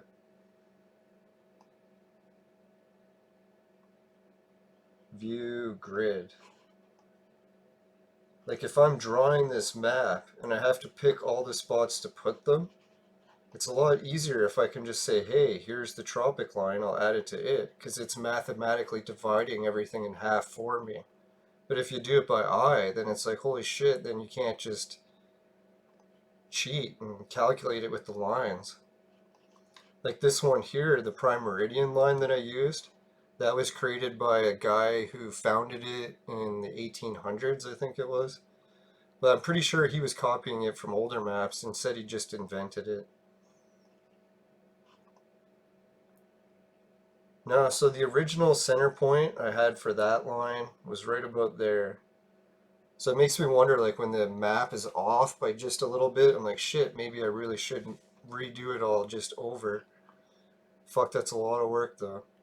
Someone wants to learn how to make these maps, I could try to do a tutorial course. It's actually a really basic theory, but it just takes fucking hours to draw each line. No, I was recovering from a concussion. I had like hours and hours to work on something, so I did it as like a project that kept me occupied, kept my brain working on something.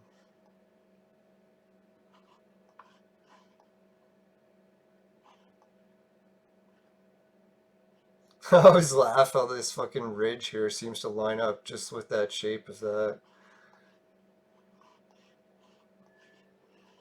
The before and after of the North Pole is a sick image. I wish I could get it to work on here. I had it so that I could click it and it would just light up.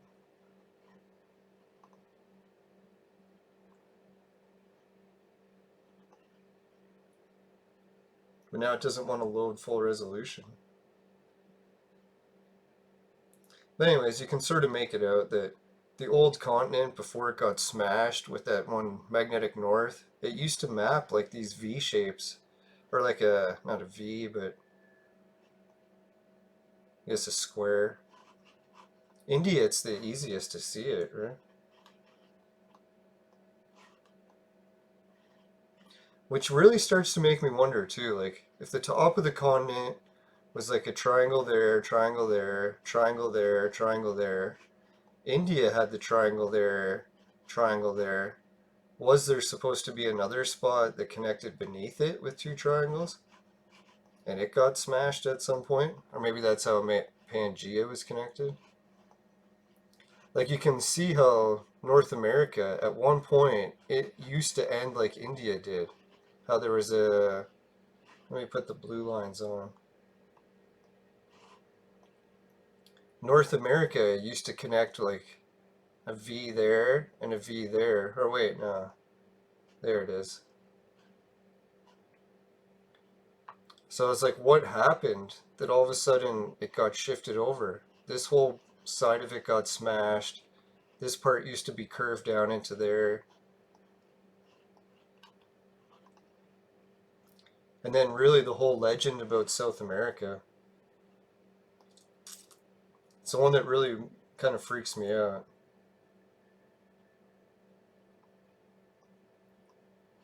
They have the legend about like the old earth spirits or like the elemental. And the First Nations people are supposed to behead a giant and then tie its head to the tail of Turtle Island. So you can see that South America used to be the elephant head and it used to connect to the body. And where the Mediterranean Sea and stuff is actually where the neck got slit. And the hot water that's coming out of the Mediterranean is supposed to be the blood of the giant's throat dying. And then they tied its head to the tail of Turtle Island, where North America is supposed to be a giant turtle, right? And there was actually one Pangea theory where they show that part of the crust connecting to up here, just like the native legend says. So I don't know if like elemental creatures really are real, but that's pretty fucked up that it's that accurate. Like even with the hot water coming out of here, like I don't know how scientists explain that. I guess because this area is hot, the water would heat up and it would be hotter, but it's an interesting coincidence. And maybe that was part of the major destruction event. If you took South America and tied it up back to here, would the other arm come across here to make the second North Pole even? So there'd be a square here and a square here? Could be. I wish I was good enough at animating to reattach South America up here with Google Earth. I've done it on like just a regular image. Hmm.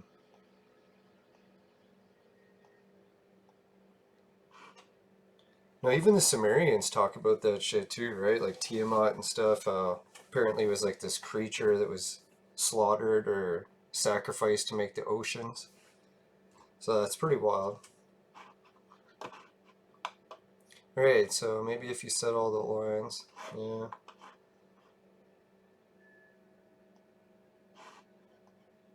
I guess I'll turn off the regular grid. Fuck, that makes it distracting as hell.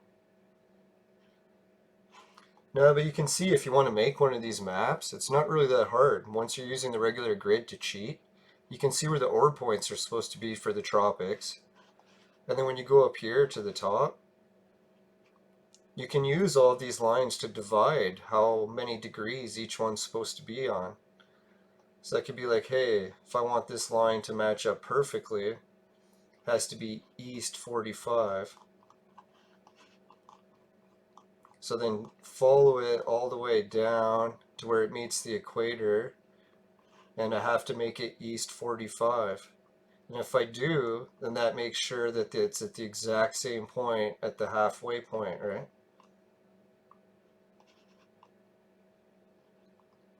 So it's a little bit off. Where is it going to say east 45? Oh yeah, let's say the opposite of east 45. Here, where do I have it? No, I forgot, because when you get to the equator, they always do it in doubles. So which one is this? Yeah, so it's 135 west and 45.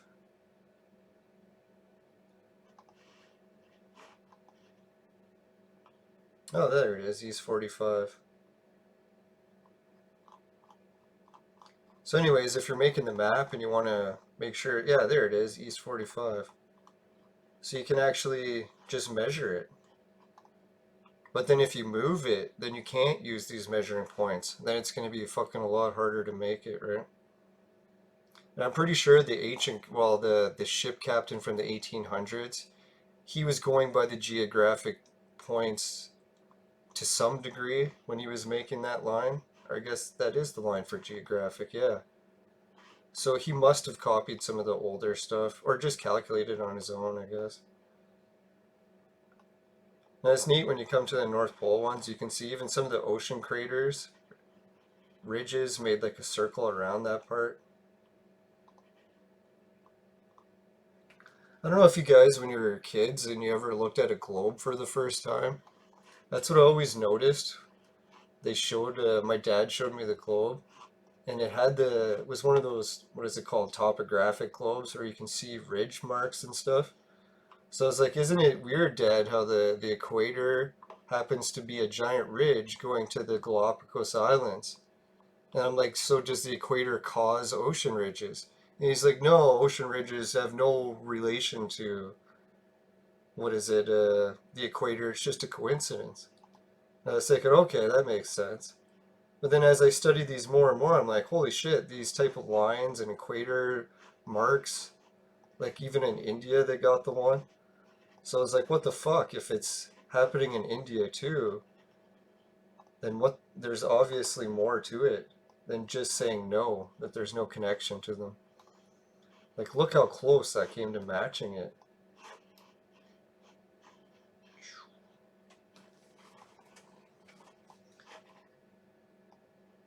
And then when you look at the moon geography too, it fucking freaks me out looking at the moon and seeing that they have equator lines with giant ridges dividing the entire planet or moon in half.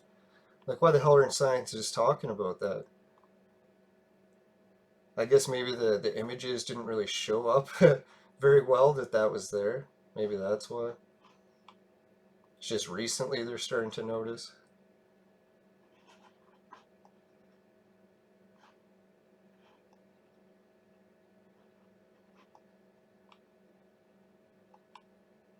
Yeah, I was thinking this globe is so cool when you spin it just slowly and you can start to see where all the lines match up. Here, I'll add the blue one.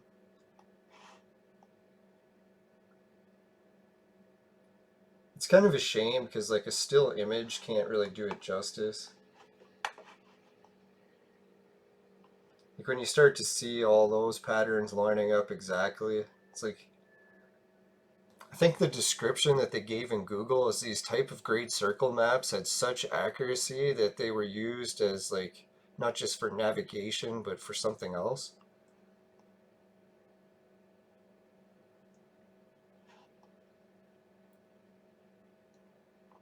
And even where there's nothing, the pattern's pretty wild too, right?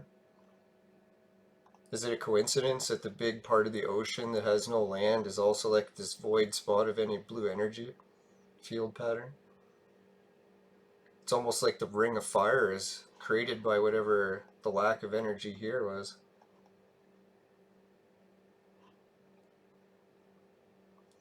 Yeah, I was thinking some of these ones too, like if you zoomed right in, they had circles around them on the ground. So that one doesn't really.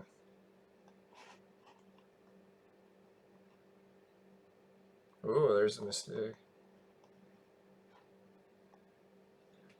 You know, sometimes I'll spend, I don't know, 40 hours a week just correcting these little mistakes. Because God, like, there's so many of them, right? I was gonna try naming each one, and I'm like, holy fuck, how long would that take? 10 years? What we need to do is maybe I'll team up with a bunch of people if anyone wants to help. I can start sharing the files, and I really haven't shared them too much yet. I just gave Julie Ryder a copy. I didn't want to share it a whole bunch because I still had so much changes to make, so I was like, fuck, I shouldn't change something that, or share something that's not even finished. But then I started to realize I'm never going to finish this, so I really should share it anyways. Hopefully some people could help finish it. Like the major problem is the fucking red field. I don't know if you guys noticed, but there's so many mistakes on the red field, and it's because it's so, I don't know how to describe it, like complex. Like, just think drawing each one of these fucking lines, how long that's gonna take, right? Off by a fraction, it fucks up the whole thing. I can't believe how accurate I got the blue and yellow, but I guess it's with all the cheating using the grid. Like you guys are saying, if I made it at the actual point, I don't think I would have ever come this close.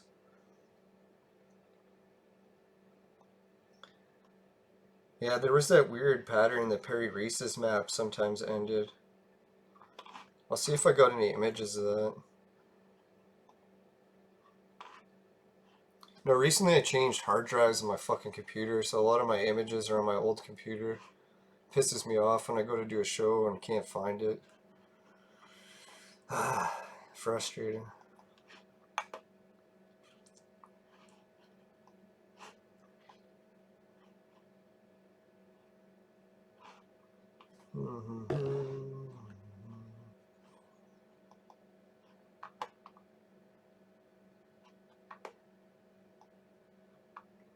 Alright, so I got some images I can bring up.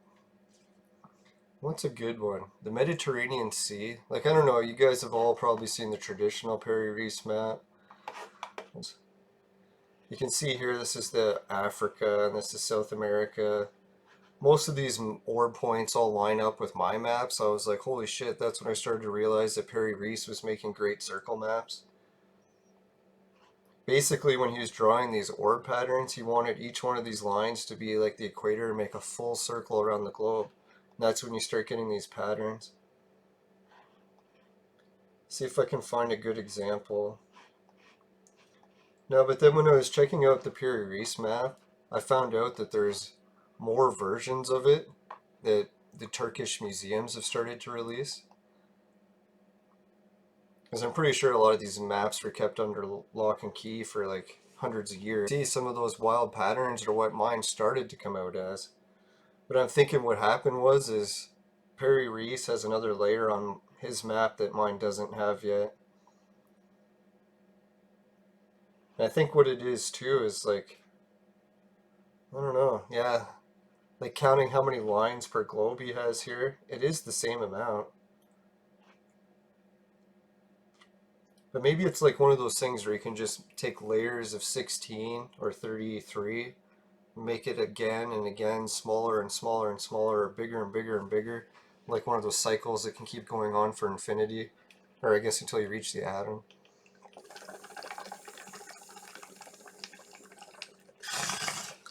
Now I took my map and then looked at the Mediterranean to see how close it came.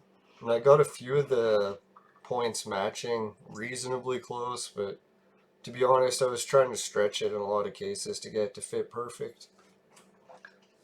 But then I figure, like, how close am I really going to be able to get it if their map wasn't the exact same type, right? Maybe they were drawing it to scale on a flat Earth? I don't know. I kind of believe, though, that the people that made these ancient maps, they probably knew that the Earth was a globe already at this point. Like, if they're doing these calculations across the fucking ocean and getting it within a few feet, they must have known.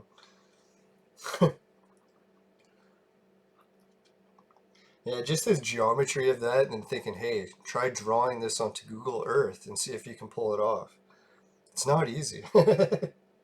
Maybe one day there'll be someone who's like a mathematical genius and will do a much better job.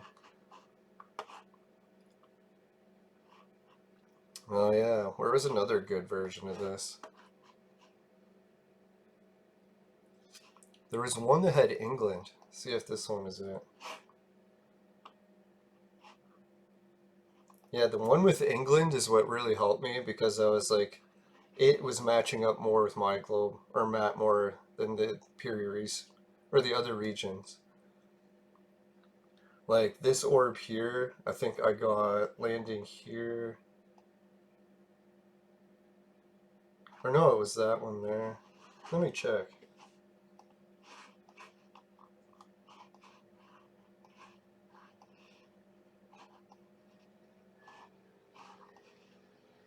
No, it's neat to take the old maps and compare them to mine to see how close I got it. So that's there.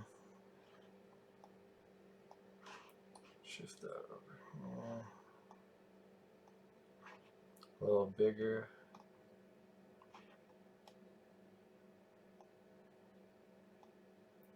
Yeah, so it appears from when this map was made and mine, or I just got mine slightly off, like it is just over here, slightly to the left, right? And wasn't I saying that over there that I had to slightly move it over to the left at the what is it, the Gulf of Mexico?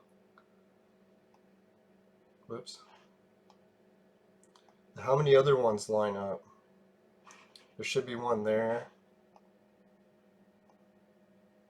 Oh yeah, that one lined up. Yeah, so this one I got right. It's like I had one there. So that's another point that I made emphasis with, and their map has no emphasis. That's the difference. So it is the same line, yeah, because that's the one that goes to the center orb down here. Yeah, I like the Africa patterns of the geometry. It's pretty sick. Like the way this orb here pushed the land away in Africa reminds me of how it pushes land away everywhere. Push the land away here, push land away here, push land away here. And then the ones in Asia that didn't push away, you can see there's shitloads of lakes there. Fucking desert here, so it's like it demolished it and made it a desert. Holy, look at all the mistakes I have to correct there with the red lines. See how much work the red lines is? God.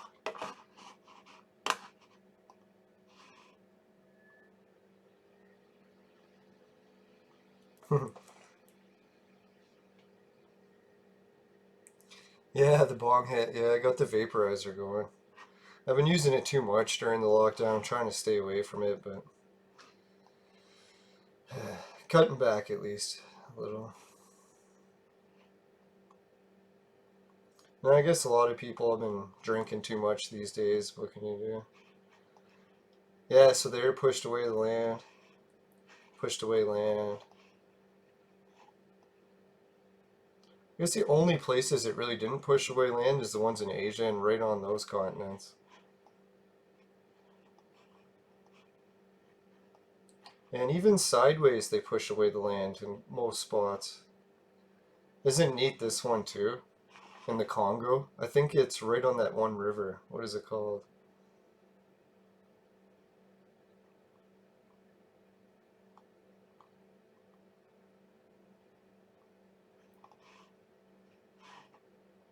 Yeah, the Congo River. What is it called?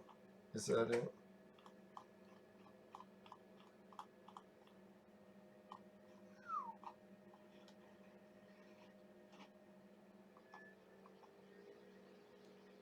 Yeah, so the red's got quite a bit of corrections to make there still.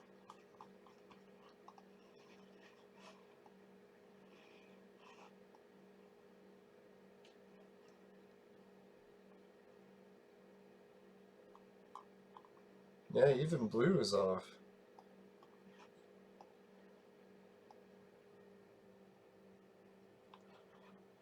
There we go.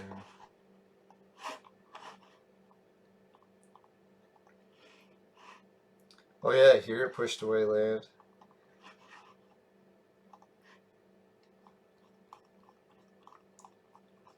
I don't know how scientists explain that those land spaces are so evenly spaced. Or maybe they don't notice it. Oh yeah, here's a good one, where it created the circle around it. Circle around it. The Zealandia one. Circle around it. The Atlantis one.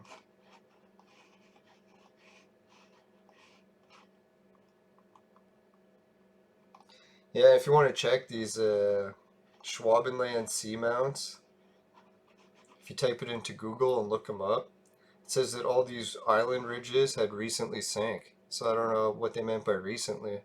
Atlantis type recently? Now the ridge line connects pretty good with it.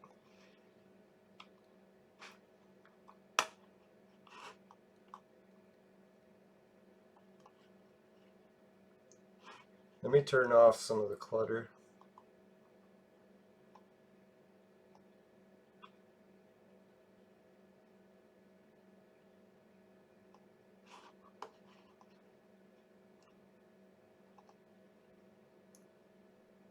Yeah, like some of the geometry once you add in the red layer though, looks so trippy.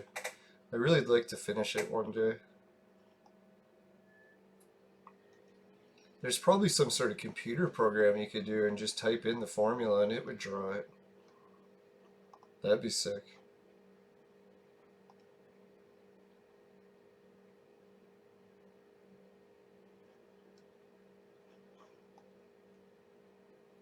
I don't know, I wish we had more versions of the Piri Reese. Now, the main reason I try to cut back with my vaporizer is it really fucks with your tolerance with weed. It's like you know, like sometimes alcoholics they drink to the point where they can't get drunk anymore. It's like the same thing happens with my vaporizer. So it really sucks. It gets to the point where I'm using it and not even noticing any effect from it whatsoever. So I'll have to cut back and cut back for like hours or even days before my tolerance goes low enough that I can start feeling it again.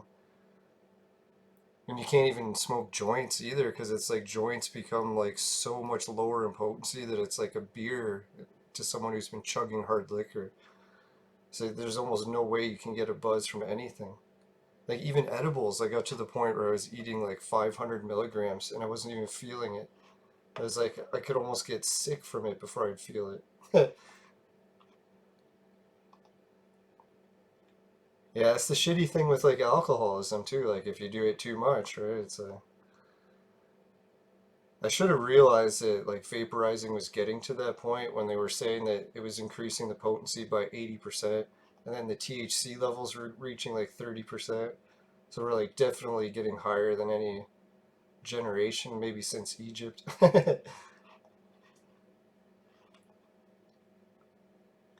Now, I was doing some research about it on Reddit pages, and they were saying that a lot of people that, what is it, vaporize concentrates, like shatter and stuff, they run into the same problem.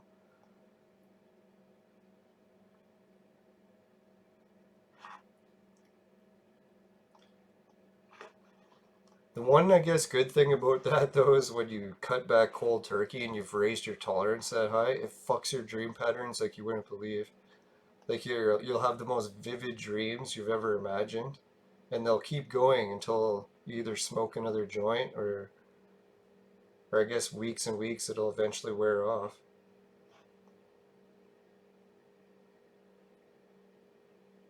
Isn't that the way all drugs work though? They create an imbalance, like they make you super high and then your body has to compensate for it. And then when you take it away, your body has to readjust again. So I don't know why that affects dreams like that. But there's some studies out of, what is it, Sweden? I think that was the place. They had a study from a guy named Hamburger or something. And his research was all about dreams and cannabis. And they said it was the same rebounding effect that people on sleeping pills get. I guess if you take a bunch of sleeping pills and stop taking them, then you start dreaming like crazy too. They call it the dream rebound effect.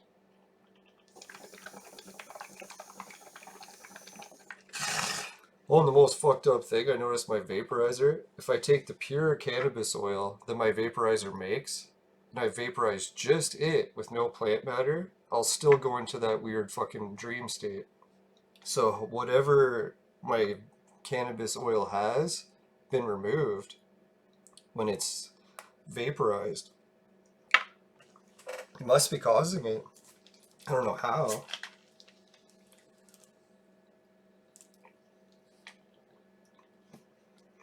Yeah, you're running into the same tolerance problem too. Yeah, I guess it can happen even if you're not into concentrates. Or I don't know if you've been doing shatter and stuff or hash. Yeah, I guess if you did hash blades like over and over, you're definitely gonna start to build up a tolerance too. Now I noticed the last time that I quit weed for I don't know like 3 months, and then I tried it again. And I was like, holy shit, it was so intense. If it was that intense every time, I probably would never do it.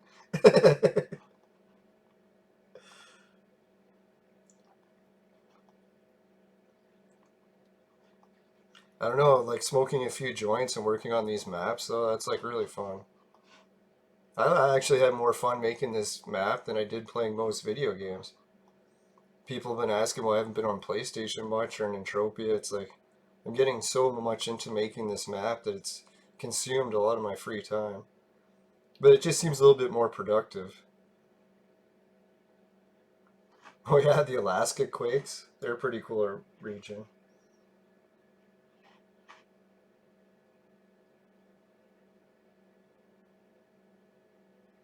Now what I'd like to do is when hurricane season comes, bring up this map. Holy fuck, you won't believe how it lines up with it. It's pretty awesome. What is it? Earthquakes. Yeah, some of the Alaska ones, they always line up with it pretty well. What is it? Anchorage is around here? Yeah, there it is. So this is the place that usually gets hit a lot. I'll turn on all the earthquakes.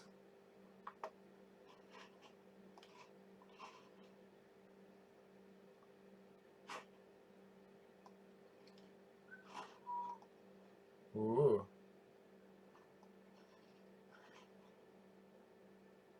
1943. I wonder where the record one is. Oh, there it is. 9.2? Can you imagine? I shouldn't laugh. That's horrible. 9.2 earthquake. Fuck if that happened these days. I don't know. Is there a bigger one somewhere? 9.2. 8.6.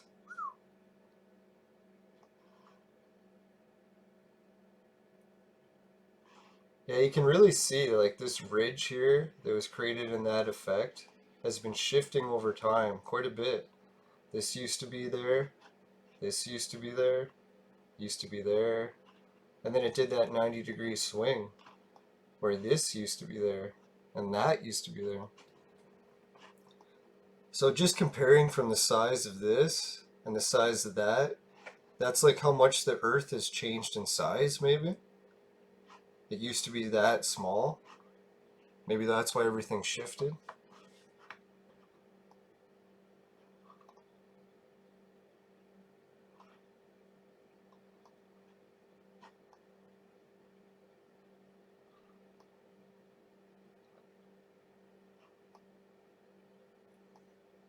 Yeah, I noticed the moon, when you look at its equator line, it has like giant spots there. It moved the land in the same geometric space, like evenly patterned.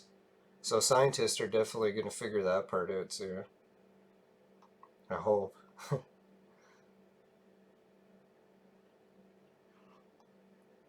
It's so weird too. I can't believe how many times I looked at a globe and I never noticed that.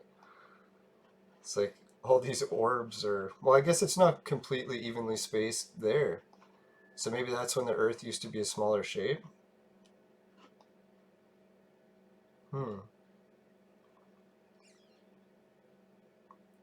Now, I was thinking too, isn't it funny that if the land actually did connect here and here, like there and there, that means there used to be a land bridge where people could just walk from when England was attached to further up north. Then they could walk to, what is this place? Greenland? So during the Ice Age, or I guess however long it's been since that used to be there, there was another migration route. And who knows if it even connected completely.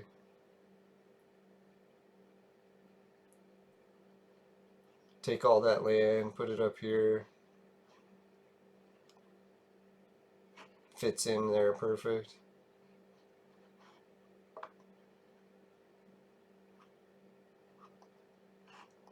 All these land pieces connect.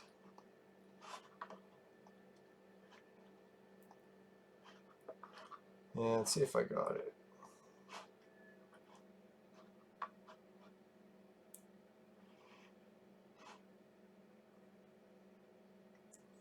Yeah, there it is.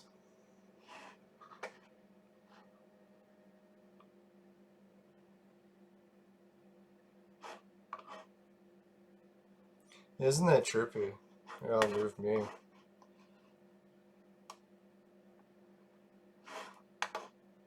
I don't know, just recreating this image was so much fun.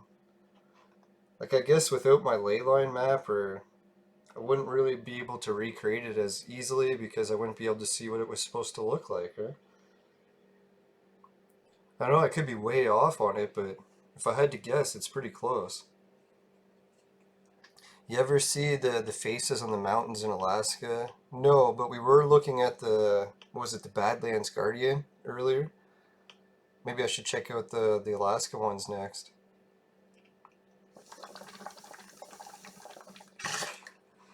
Yeah, it was. I know one of my buddies from high school. He swears that he's quit weed before, but I'm pretty sure he hasn't quit weed since like high school. And Graham Hancock did a whole thing where he hadn't quit smoking weed is like for 30 years or something. And then he tried and he was totally anti-weed for like a couple months or however long he quit for. But then he realized that it's like you got to try to balance it, right? Like it's hard to give up weed completely. And it's like being an alcoholic. If you take another puff of it, are you just going to be on the wagon again to the point where you can't just control it?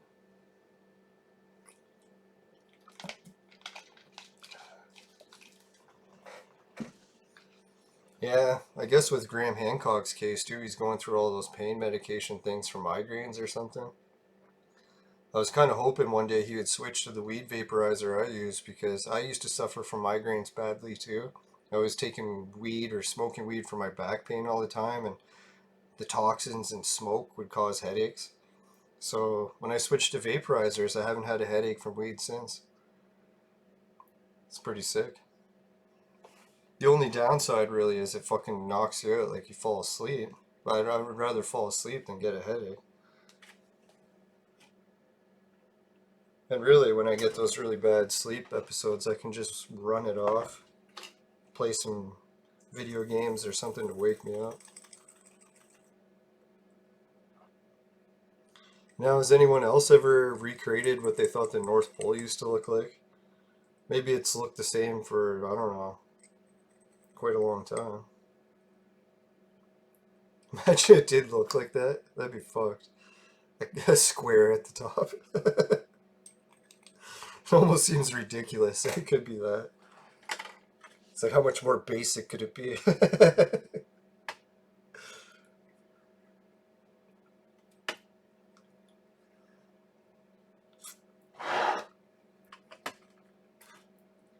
Now, what I want to try to do is get some, what is it, unlicensed music that I can play for my streams.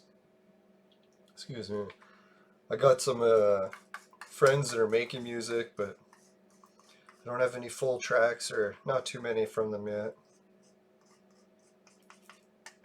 I don't want to just use one track over and over.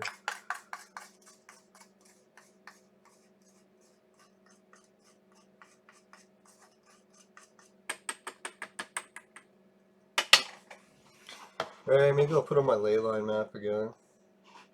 Yeah, so that's what it looked like. The before and after of the North Pole. The South Pole recreation's easy because you could just look at it. It's pretty basic to see where they used to connect. I guess it's not really that basic. I was fucking looking at these maps for months or even over a year and I never noticed it. Yeah, it's like you have to zoom really far out to even notice it, right? It's like these two land masses are roughly the same shape and connect together. And then they got the drag lines in between to show where they slid. What I like is they have this point here. I wonder what those were.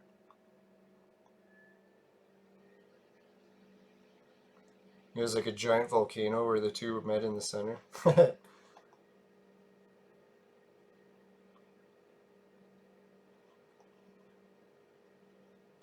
Now, have you guys ever heard the conspiracies or the paranormal stuff going on in these islands? I think one of them's called Thule Island or something. Thule. I'll type it in. If you haven't heard about the Thule mysteries before, it's one of the scariest, so you might not want to check it out. But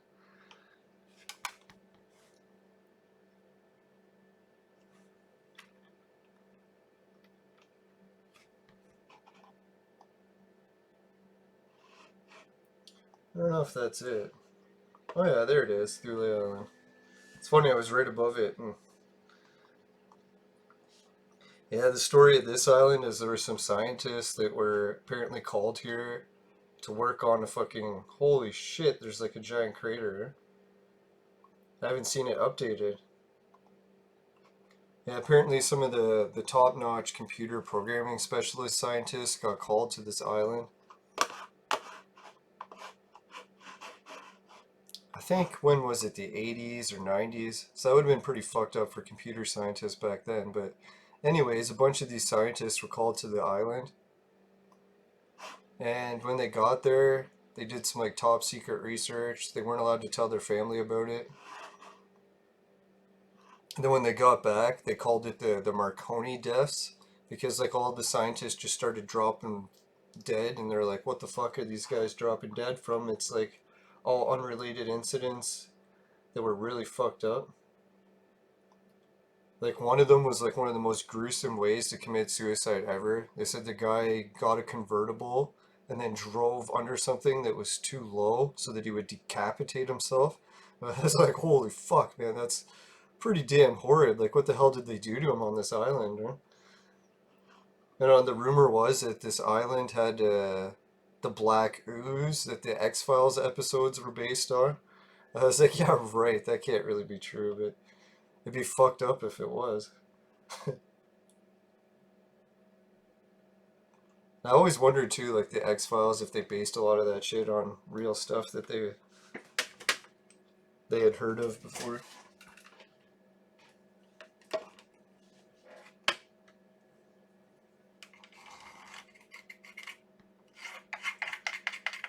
Now I can't remember the name of the guy's show that did he did a whole bunch of lectures about the Thule thing.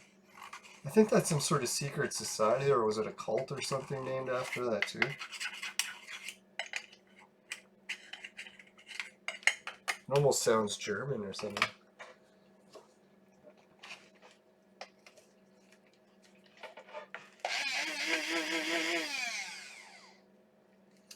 Oh yeah, and I think today, what is it, England and Argentina, they still fight over the Falkland Islands. And everyone's trying to debate, like, why does these countries want the Falkland Islands so bad? I guess because it's like a paradise island? I don't know. So where's the Falkland Islands? Oh, there they are. So some people speculate they want the Falklands because they want to be doing missions to there, where they're observing what's going on at that fucked up Thule Island.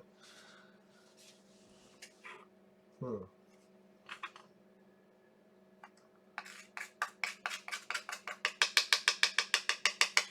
Yeah, I guess it's midnight. I could keep this going for a bit longer.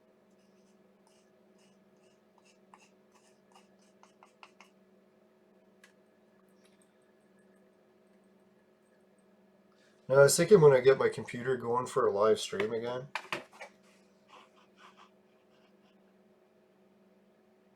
Yeah, coffee grinder. Yeah, what happens is my grinder lid, if I grind weed in it upside down in the coffee grinder, it separates it all into different things. Like one section will be all the plant matter, and the other section will be all the crystal, and like, I don't know, they call it keef or whatever. So when I do the very last bowl in the grinder, I separate all the crystal or keef. You have to be careful when you get it into the bowl though, because it burns quicker or easier at lower temperature. Can turn the vaporizer down a bit or just take a hoot a bit slower, because the way this thing works is the vacuum pressure of how fast you pull air through it.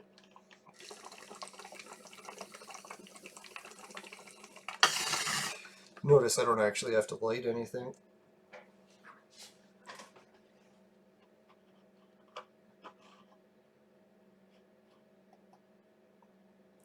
Yeah, I'll put up that red weather line. I was bringing up the map to show you how the lines line up with the weather patterns sometimes. That was a pretty good one. Can't remember what day that was. It almost makes me wonder if it's just an artifact in the computer though. Although it is supposed to be a live satellite from NASA. NASA's a bit of a never straight answer.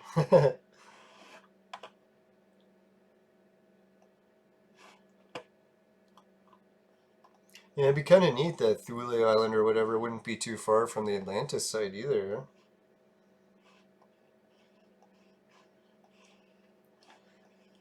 I guess it's still a huge amount, but compared to other places, it's closer.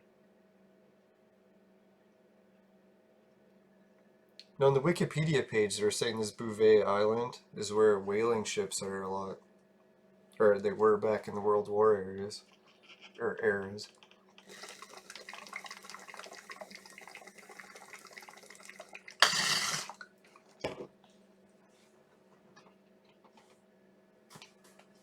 Yeah, when you look at the shape there, it almost looks like you can see that's where the one of the ore points was.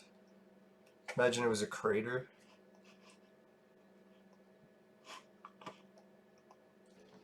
Here, I'll show you guys something good. I was trying to download this to get it ready for another show. Just found it recently or got it off my old computer.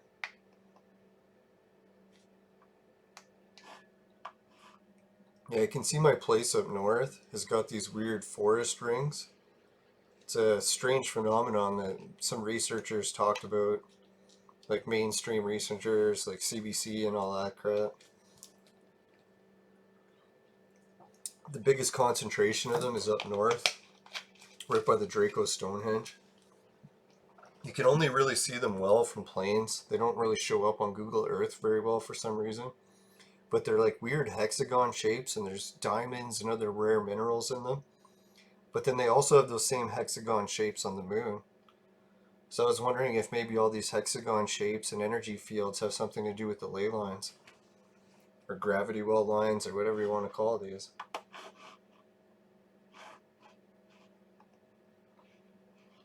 Yeah, I never even noticed that. I always thought the craters on the moon were circles. I never realized that there were a lot of them are hexagons. I don't know if impacts are supposed to create hexagons.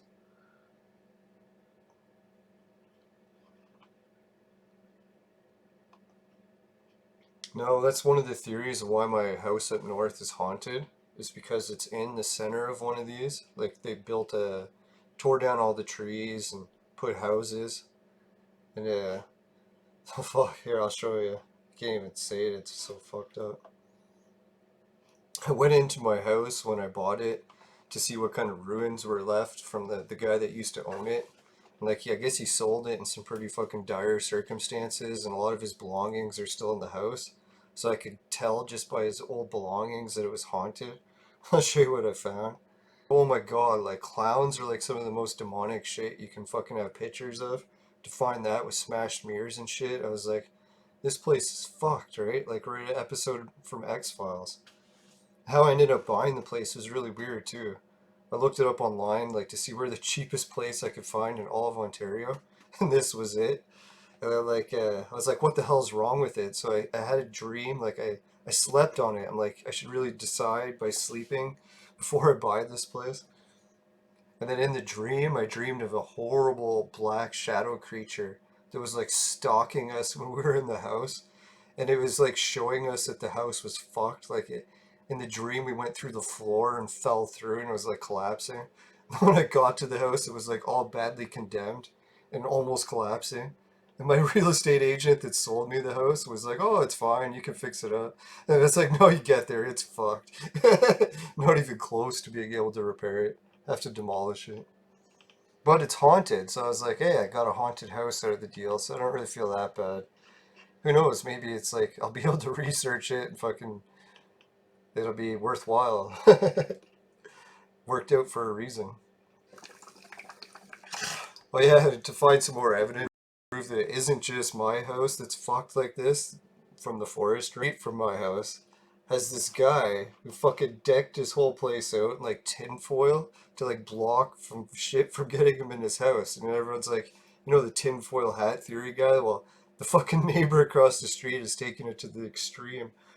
So then I zoomed in on some of the images of what he wrote on his walls, and it said something about he knows people are watching him and that they're out to get him. I was like, holy fuck, man, this guy's like serious paranoid delusions going on. And he's like, I know that you're watching me and all this. And he's like, I appreciate the support or something from the fire department. I don't know. I was like, oh, fucked. And then I noticed he put a chair. Like, you know how you get those chairs in minivans? How they have like fucking the back seat or whatever? He took one of those, built a frame, and put it on his fucking roof of his house. And he was sitting on the roof of his house. I was thinking, what is wrong with this guy, right? Like, why the fuck would he do that? It's like, I bet you everyone in town has been trying to solve it, right? Like, what? Why is this crazy guy gone crazy? What drove him nuts? Could it be the fucking energy field that he's living on that drove the guy across the street nuts too? But no, a lot of people up north will blame it on drugs because there's a lot of hardcore drug addicts that work in gold mines. And that place is fucking loaded with gold mines, so there's going to be a lot of hardcore people around. So I would say, hey, it's the fucking drugs that's doing it. But I don't think really, like, even if you're doing crack or something, it's going to go to this extent, right? Cover your house in tinfoil. I shouldn't make fun of drugs like that. Sorry if anyone's trying to deal with addiction. Fucking, I know I've had friends who lost friends or their parents to different hardcore addictions. And it definitely sucks. But yeah, I'll get on with the rest of the evidence. I went to the gas station like up the street, and it just so happens to be the gas station that's like a near match for the one from Texas Chainsaw Massacre.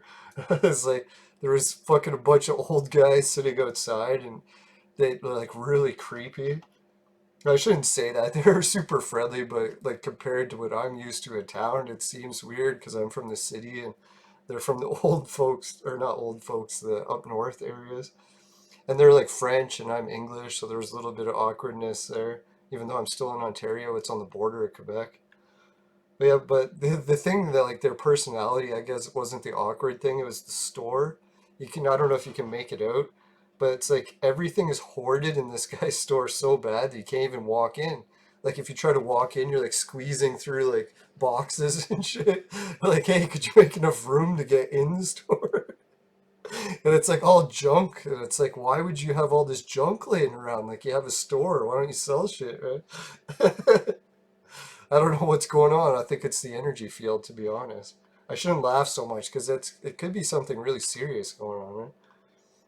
Well, yeah, to get on with the serious evidence, you can see here that by the gas station, that holy mountain that I like to climb and camp on near the Draco Stonehenge, it's within view. So then I started to realize that that's why the fucking guy who put the chair on his fucking house, he wasn't just stargazing.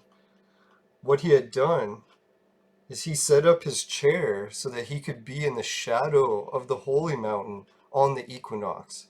I was like, isn't that a fucked up coincidence, right? Like, who the hell sets up a chair so you could be in the shadow of a fucking holy mountain on a special alignment day? I don't think anyone in town has noticed that the guy has done this. They all just think he's crazy or whatever, right? But maybe this guy isn't even crazy yet. He's really nice. I haven't met him. I'm thinking I should really go up and try to interview him, but I'm a little paranoid after what's happened on this mountain. Like this mountain here, Mount Keminis, I was climbing it and camping, and later I found out that it's actually had a human sacrifice. And I'm not laughing because it's funny. I usually laugh for stress to try to relieve it. So no, like no disrespect to the guy's family, but the murder was never solved. I think it even happened before I was born, maybe the 70s.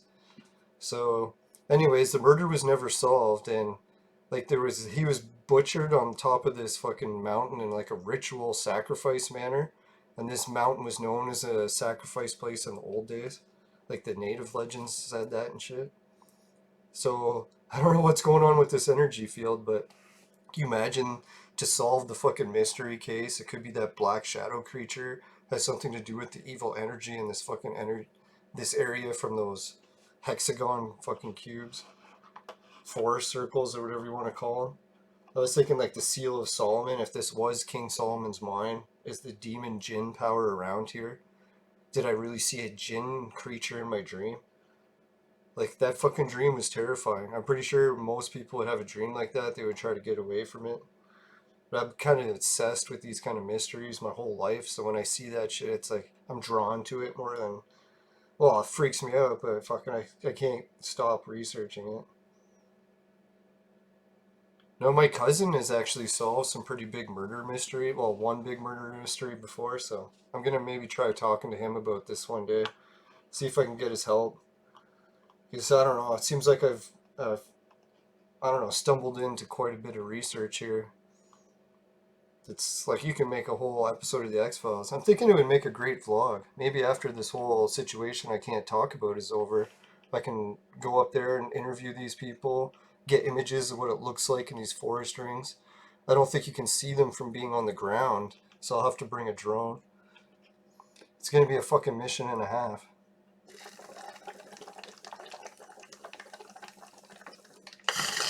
Yeah, there's fucking Freemason Central in that area too. When I'm up there, I fucking you get people watching you when you're from out of town, right?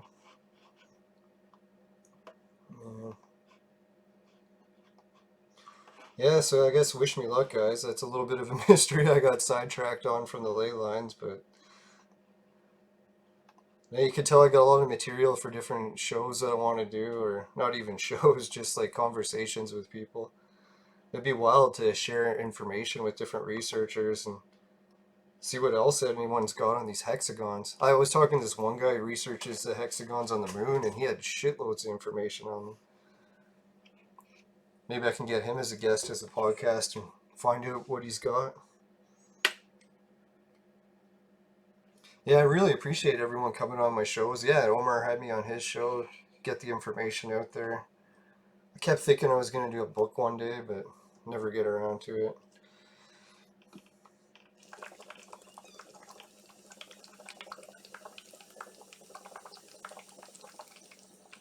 For me, the problem with writing books is I get too caught up to actually doing the shit that I don't want to sit down and start writing about it. I'm like, I'm still doing it. It's like I don't want to stop doing it to write. I guess I really should have wrote a lot in this time off, but it's like the motivation. It's the hardest thing these days. So many distractions in life, like even sports, now that it's gone, it feels like such a relief. I can focus a little bit better on shit. Gotta cut back on all the distractions in life.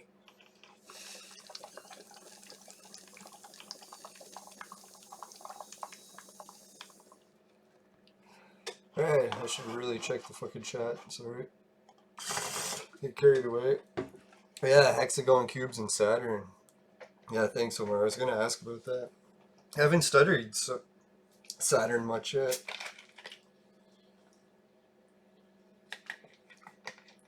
I think I noticed the hexagon things on a couple other bodies. I can't remember if it was the sun. I'll check that.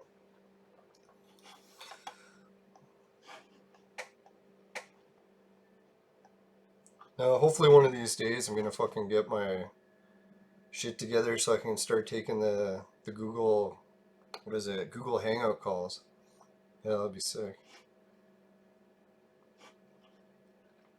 No, I don't see it there.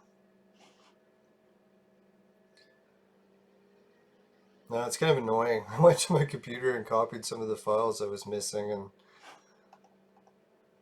managed to not sort them very well, so I can't even find them even though I copied them.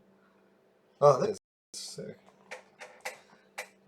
I almost gave up and then I found it. Mexico. And then I noticed a lot of the other orb points on planets get bodies flying around them.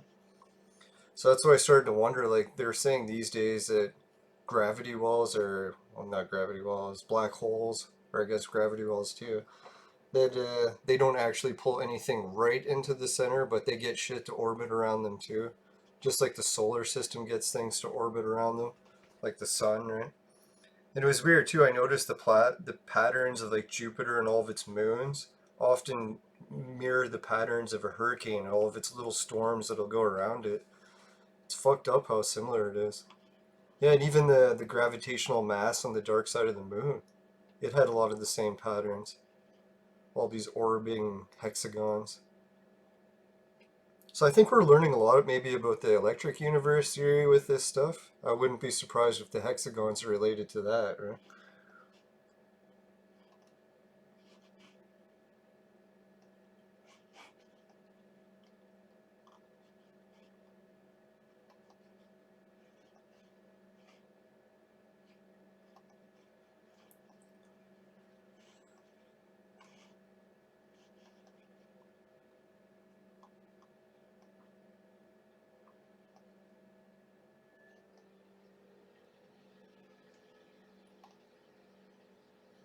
Yeah, no, if you guys were taking pictures of this globe, like what image would you show to say, hey, look at this? It's like I always try to maybe show Australia and India and Southeast Asia in that section, because that looks pretty cool. But then I think about the North Pole and how it lines up. And I was like, man, that's kind of cool too. Maybe I should use that as the main image. I want to use the South America one, but it's just because I have to turn on the blue lines, it gets a little too complex. I can color code it differently so that it's easier to see it, but I'm like, it's a lot of work to color code it all. Excuse me. Once you change it to one color, I usually like to leave it.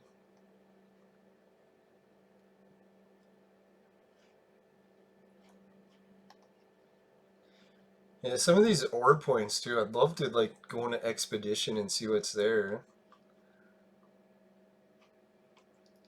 Like shit, I wonder what's here. Bunch of gold, maybe diamonds. Can't see.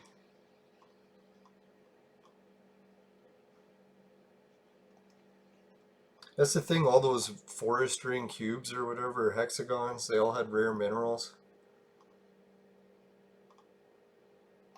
Yeah, like look how close that is to the major junction in the rivers.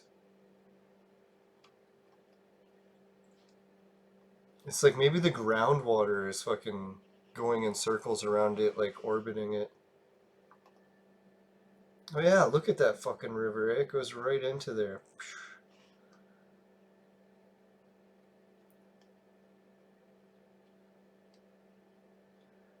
Yeah, I don't know. Some of the things you can learn from looking at these maps are so weird. I never anticipated that it would interact with rivers.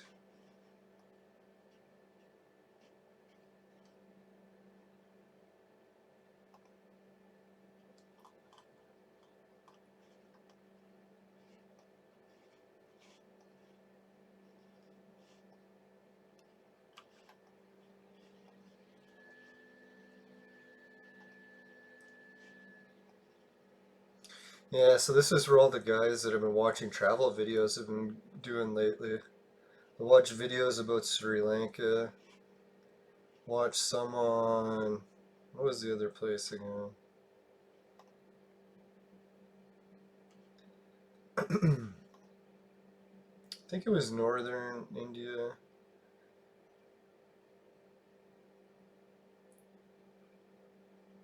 Oh, so that's where Pakistan is. Isn't it wild how it's like there's a natural border here by the mountains? Keeps all the countries divided. I guess they must have divided it like that because the mountains made it easy to defend it. Holy shit, that's a pretty fucking sick desert. Yeah, I wonder what caused that. Huh? The energy orb must have been here at one point. That's the shift over to the left.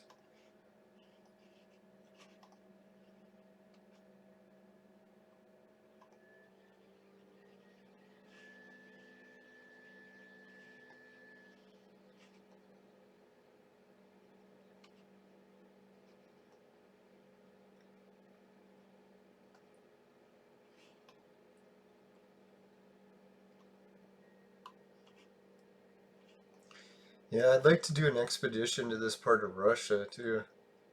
I wouldn't be surprised if something's here. Ooh, a little bit more detail.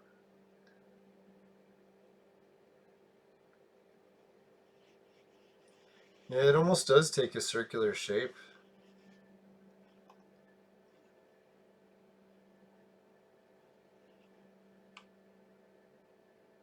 Oh, there's the circle.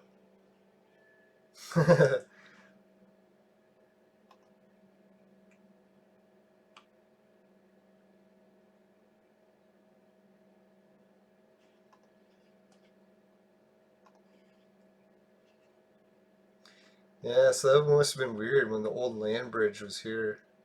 Sweden would connect to another piece of land here. You can even see it, like the bottom of the ocean floor where it used to connect. Maybe this was it.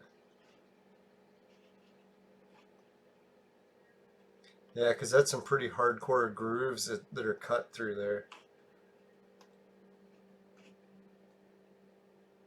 The Viking draw. Yeah, it's like those line patterns, eh? Scrape marks from where it used to move.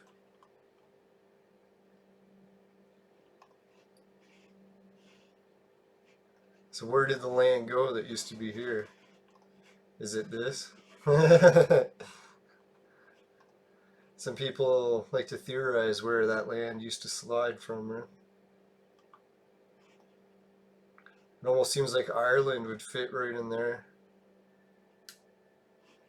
The United Kingdom would be all that.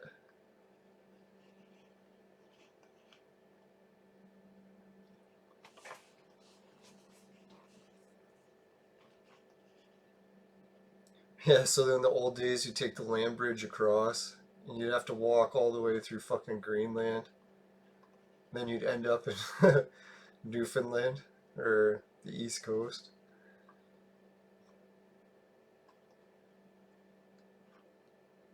Now the farthest I've ever been, traveling to the ocean, where is it? Yeah, New Brunswick. I made it to Fredericton, and then I never seen the ocean. I was like, shit, I really should have just drove that little extra mile or a few miles. Got so close and almost saw it. God, it pisses me off. One of these days I want to see the ocean. Now I took the bus the whole way there. Went through Ottawa and Montreal back in the 1990s. And I caught the bus in Toronto, so that was quite the bus trip. I think it took 12 hours. Maybe 14, something like that.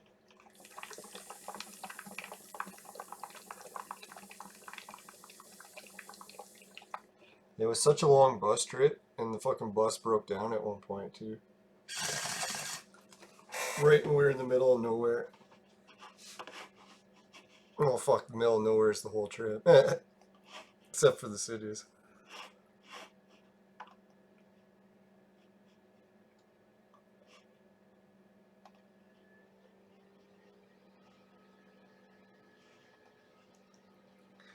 Yeah, so I like to theorize, like, man, it must have been wild when the bottom of North America used to be the shape of India. Just to see the V with the way it used to be, all that would have been over. It's almost like the legend's true, like they tied it to, broke off the piece of the land that used to be triangles at the bottom, tied the head to it. Oh yeah, I didn't show you guys the fucking image of the elephant. Probably already seen it before if you've been on my pages.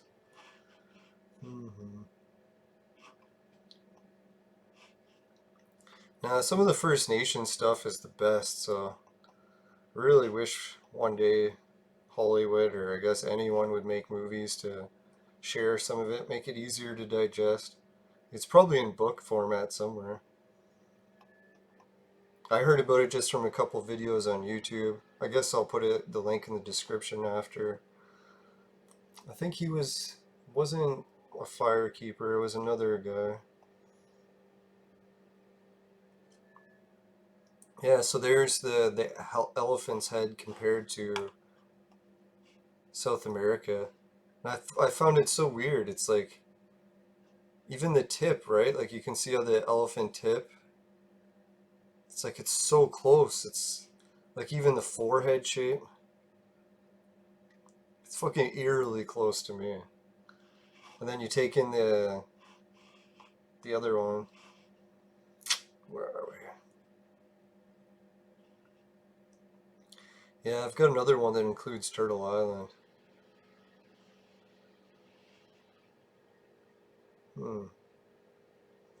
It's getting late. Can't even find stuff anymore.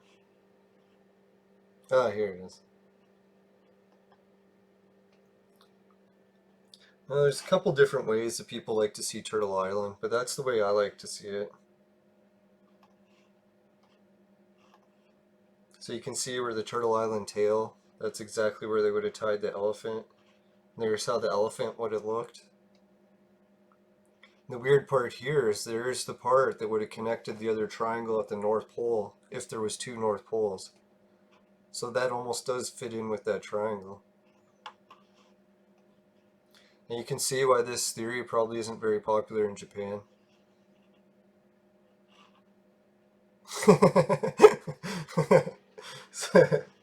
No, but it is popular at Hindu, Chinese, and the indigenous people. And they called the giant, but I don't know if they would have known that it was an elephant, right? Maybe. That's what I wonder too about our whole elemental spirits. You got the winged disc symbol here, the symbol of the Magi, and the Great Lakes. So there really is so many of these elemental spirits, their shapes, right into the land, right?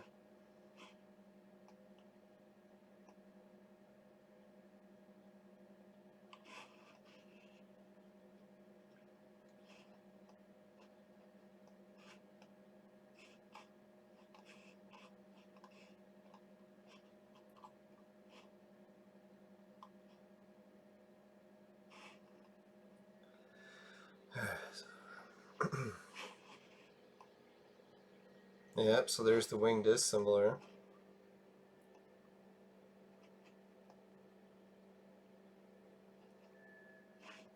Why did it zoom out? I don't know, I think that's kind of trippy too. That could be the winged disc. Or the, what is it, the Thunderbird?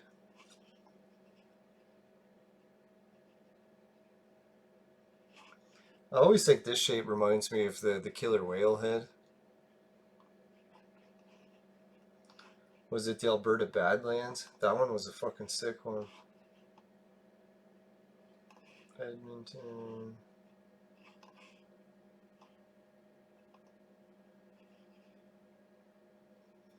Shit, do I remember where it was?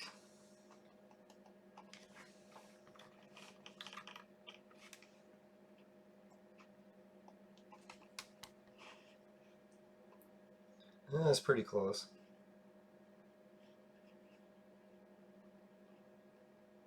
Yeah, that Guardian's pretty sick.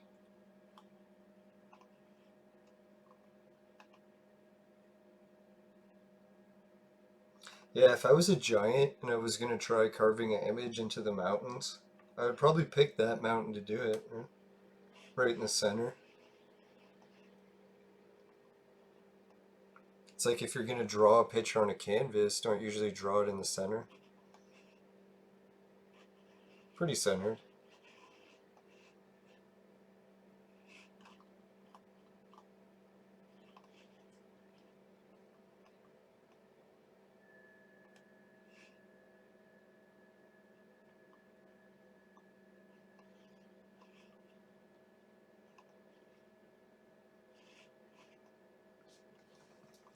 Yeah, I really hope maybe in the future they make video games where we can explore the planet's surface, just walking around in VR. I guess you can do it with Google to certain points, but it'd be neat to have a controller. I guess you could set up a controller.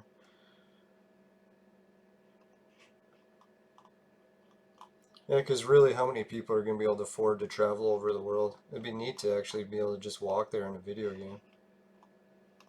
Walk around in each city, explore all the ancient ruins without actually having to go. Yeah, the Lake Erie thing. There's a lot of rare minerals around there, I think, too. Or it's probably more Michigan. Michigan's the copper one, I think. Sault Ste. Marie is a big mining town. Thunder Bay must be a mining town, I bet, too. This is the one place they have called the Sleeping Giant.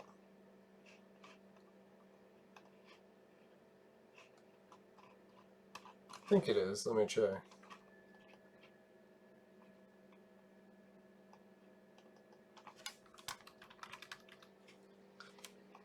Yeah, pretty close. Oh no, there it is.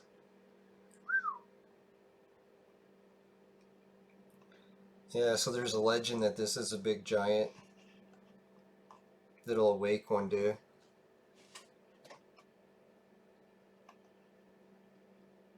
There's a couple neat legends like that. We even have some in the Great Lakes here too. Or Lake Huron, I should say. Let's see if I can find a better image. Oh yeah.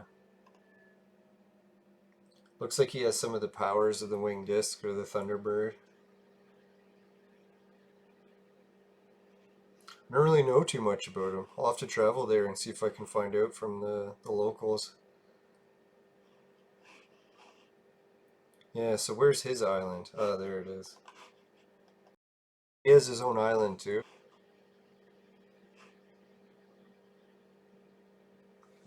Oh, Pentagon alignments. Yeah, I did look at the Pentagon alignment, where's the one at Washington, D.C. Yeah, see how this tomb almost looks like the old tombs? Or I guess not tombs, but... I love how Stonehenge is the same. King Solomon's Temple, that one's a good one.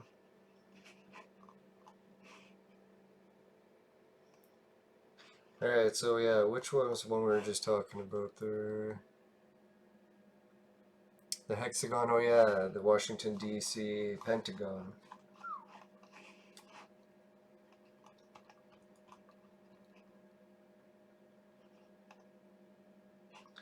The District of Columbia. No, it was a shame. I used to have this map perfectly aligned so that it lined up over the obelisk in Washington, D.C. But then when I finished some more adjustments, I couldn't get it to do it anymore. And I didn't want to make it wrong, so just couldn't get it to line up. Yeah, but you can already see the pentagram here a bit, eh? Point here, point there, the triangles. Yeah, the cool thing about the pentagram symbol of Washington, D.C. is people don't notice that it's like a bigger, forget, like a giant pyramid. And it just so happens that the eye of the pyramid is Freemason headquarters. Temple.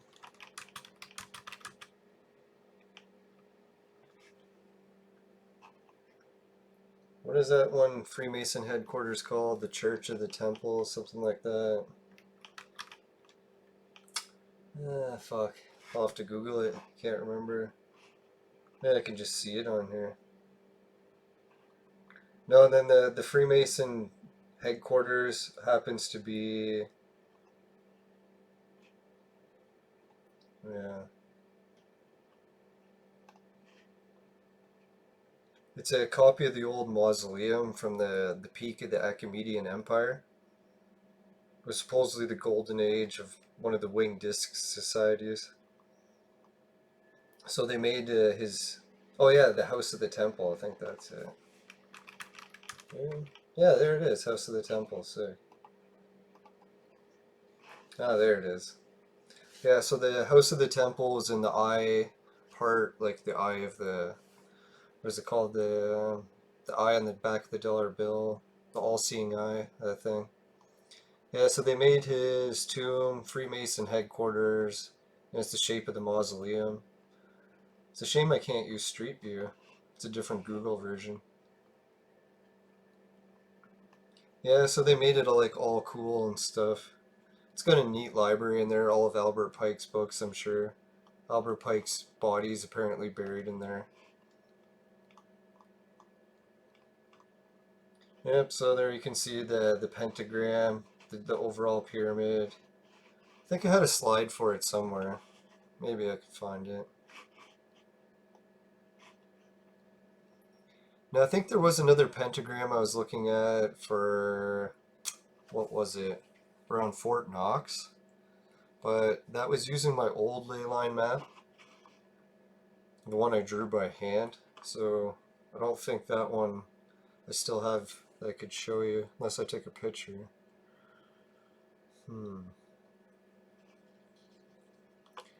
Yeah, I think I made a Freemasons folder, and I might have put it in there. Check.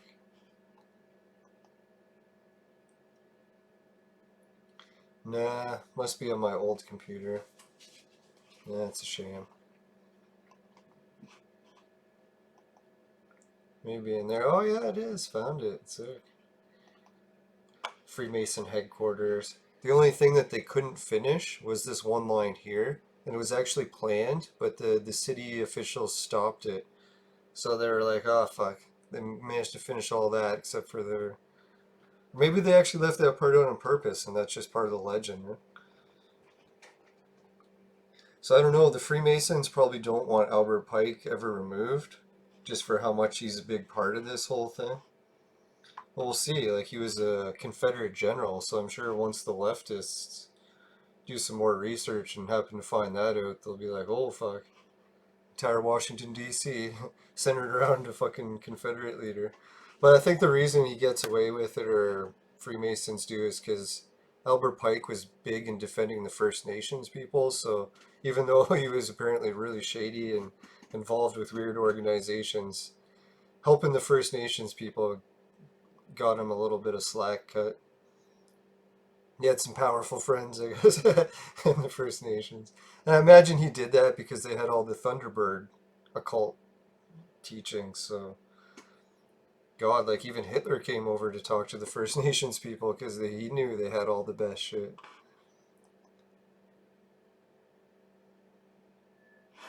Yeah, like I would have never guessed, that the First Nations people had left better accurate records about the occult knowledge than even Egypt. It's like, what the fuck? I don't know, I guess maybe I should have assumed it. Just stupid fucking Western brainwashing. Or maybe the First Nations people had it to a certain degree too. They didn't want to tell everyone.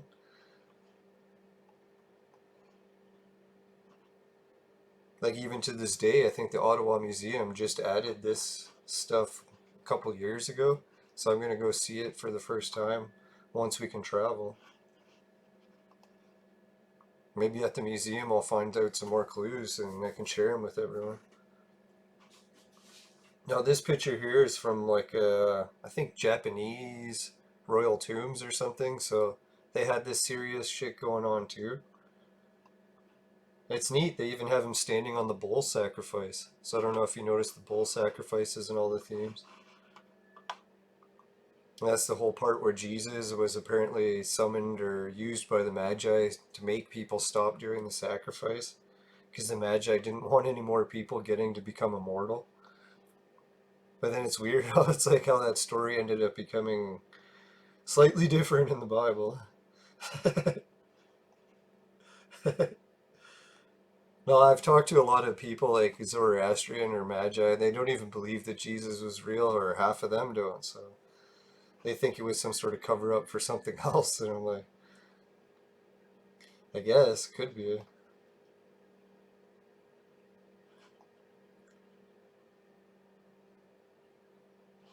Yeah, and then India, I was surprised I was able to find the connections there. They had the peacock feathers, just like here in Asia, I guess being part of Asia.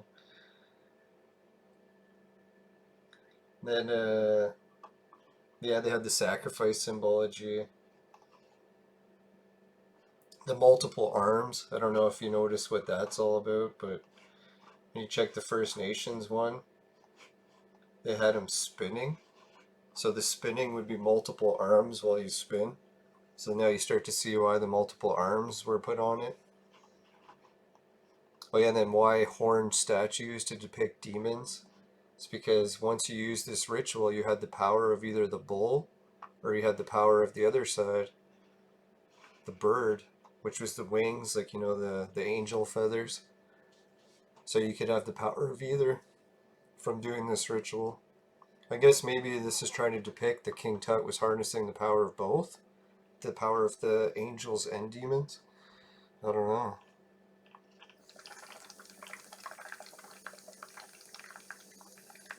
That's the one really cool thing Pike wrote about with a lot of his Freemason shit. Is how like the Zoroastrian gods and angels are the opposite of the Hindu Vedic ones, where their demons are the other angels and vice versa. It's like the same beings.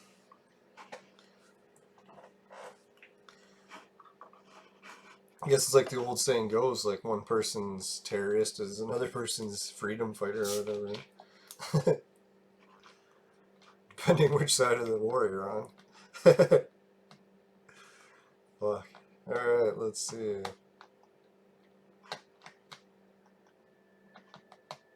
Oh yeah, that's what I was going to show you guys. I actually, when I was in Toronto, I managed to get crap loads of sweet images. The fucking museum we got, I don't know what it is, but it's like, I see other countries' museums and people are like, oh, it's so amazing. But when I see Toronto's, I'm like, fuck, we have so many artifacts from every culture. It's like, I know other cultures or other museums will specify in like some culture, but how many museums have some of every culture? I think that's what makes Toronto slightly more special. I guess maybe BC and all the other parts of Canada have the same themes going in their museums. Maybe New York does too. It's very multicultural. But anyways, I found some Phoenician shit that has all their demons and angels, so you can get an idea. I'll show you. You know, JJ Ainsworth, who used to help me a lot with my research years ago, she used to tell me about the Phoenician scarabs, or I think I just found out about them from reading her papers. I can't remember. But anyways, the Phoenician scarabs, if you ever find collections of them in museums, they got the goods. I don't know what it is with the Phoenicians. They're like a hybrid of the Sumerians and the fucking Egyptians. And it's the only thing is, I took so many pictures from the museum when I try to find it. Oh, there it is. It always look like. So for Phoenicians, demons had the wings. So I assume that means the horned ones were the angels for Phoenicians. But people that talked about the Phoenicians were also saying that, yeah, like the winged creatures are demons for them. The Phoenicians were apparently the ones doing all this sacrifice stuff still. So people labeled them as evil because they were, well, human sacrificing. Kind of gets you the evil label. It's like you just gotta be nice to people, and then all of a sudden they won't call you a demon, right? Don't kill everyone. No, it's neat that the Sphinx was like in the Phoenician shit a lot. They had like mummies. They had the Sumerian winged discs in a lot of their shit. Or their writing was like cuneiform. Or no, theirs wasn't. Never mind. See if I got Phoenician writing. It's not fucking cuneiform. The hell am I talking about? Now, whenever all these shows I'm doing, make sure you double check, because a lot of times I fuck shit up by saying it backwards. So make sure you check before you go telling everyone something you heard on my show. Ah, here it is. Phoenician tablet. Yeah, so their writing is definitely not cuneiform. But they had the winged disc going, so I guess that's similar to the good old sacrificing religion of the Magi. You know, it's weird when I first started getting into the Magi, I thought they were good guys. And the more I researched, I'm like, holy fuck, these are the guys that were killing everyone and doing human sacrifices, right? I guess maybe they weren't the good guys. Oh yeah, that, what was it? I found out, oh yeah, from Iranian history. They have the one, was it Darius? He wrote a whole thing on some big inscription, and he happened to mention the Magi. And when he talks about the Magi, they backstabbed and murdered him too, so They're like, oh, the Magi weren't good guys in almost every story, except for the Bible when they came to visit Jesus. So were they helping him, or they ended up getting him sacrificed? Right? That makes you wonder too, like if someone's really nice, don't they usually get taken advantage of at some point?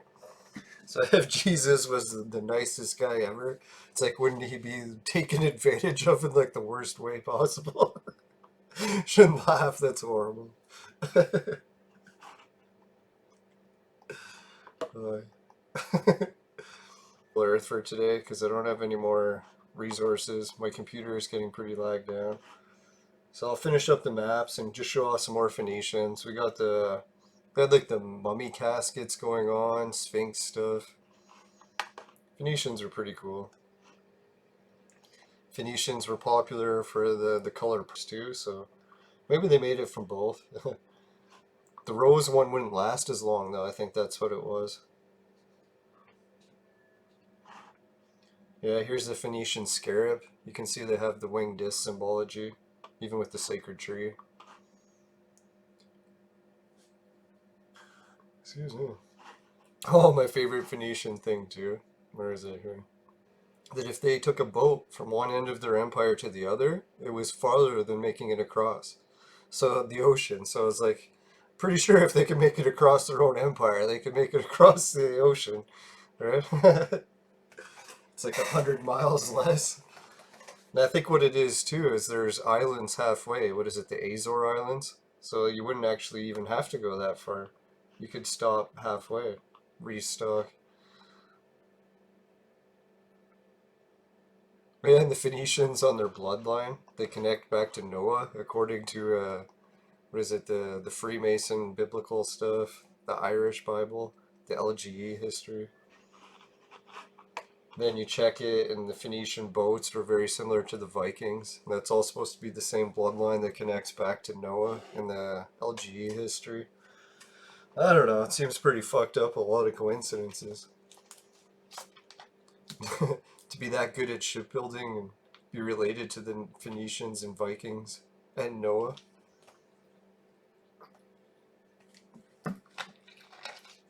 Yeah, I kind of wish I had Google Maps open, but some of the port cities all around the world are named after Noah's grandkids, even in the Middle East. So I was like, holy shit, like, why are these cities named after Noah's grandkids if he didn't exist? And some of them are so old, the names, people don't even know when they were named that. It's like, goes back to the beginning of written record. Alright, well, I guess thanks everyone for watching the show. Omar for all the great comments and questions, and hopefully we'll get some group chats going on, what is it, Google Hangouts soon. Really looking forward to that. I've been trying to get that going for years, and it's like something always fucks it up, but maybe this time I'll manage to get it going. And yeah, maybe if I can do it a weekly thing, that'd be pretty sick. Maybe we can get a little bit of a following going, build up a bigger audience of people contributing stuff to the ley line maps. That'd be pretty sick. I bet you there's so much to the ley line maps that I got wrong and someone noticed it right away. We're told in the Bible that they had to be slaughtered by the new tribes. And there's Sidon. Sidon is the capital of the Phoenician Empire. Also the name of Noah's grandson. Oh yeah, there it is in big letters too. The whole region was called Sidon at one point. Yeah, today that's in Syria.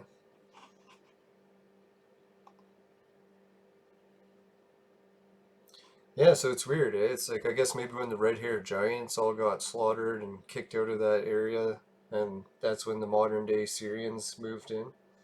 They've been there for, I guess, 10,000 years or whatever since. Wonder how old the giants really were, eh? If they were real at all. It's weird though, when they're like doing DNA research, they always trace back some red-haired stuff to that area, and they're trying to figure it out. And it's like all the Irish history says they were there, and people are like, it just can't be true.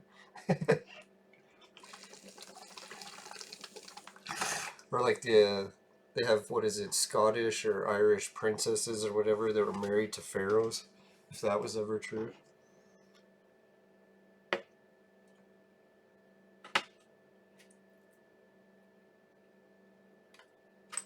Hmm. Yeah, I guess I'll wrap this up, and yeah, hopefully it gets recorded and it's on YouTube, and maybe some people who are checking this out can subscribe and give it a like. Yeah, even a share. And yeah, we'll have those weekly shows maybe coming up by the next month.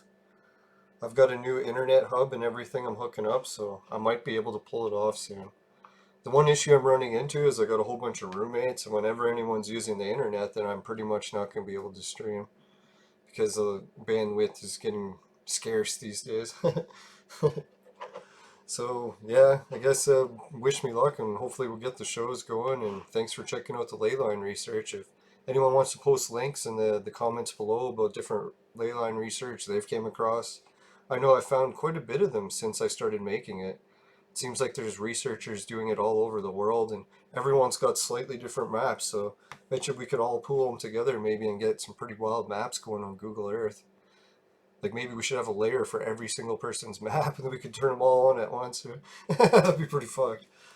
Yeah, I think those red lines are bad. I wonder what the rest would look like. All right, so thanks everyone. I guess I make the ending of shows drag on forever. I'll check the chat, make sure I didn't miss anything.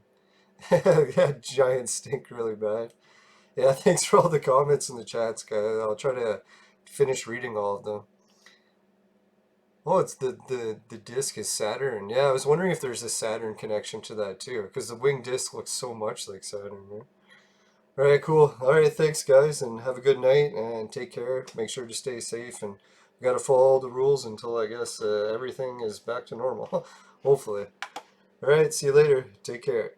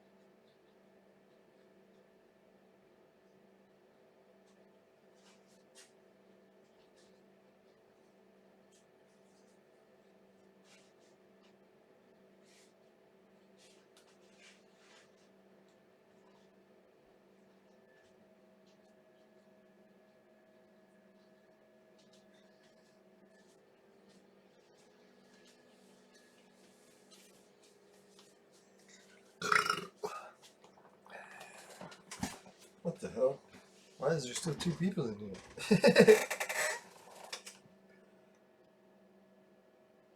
Oh, I'm still recording.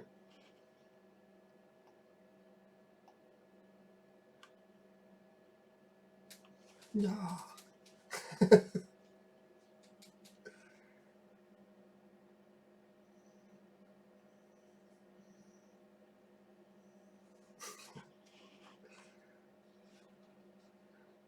Is it going to stop anytime soon?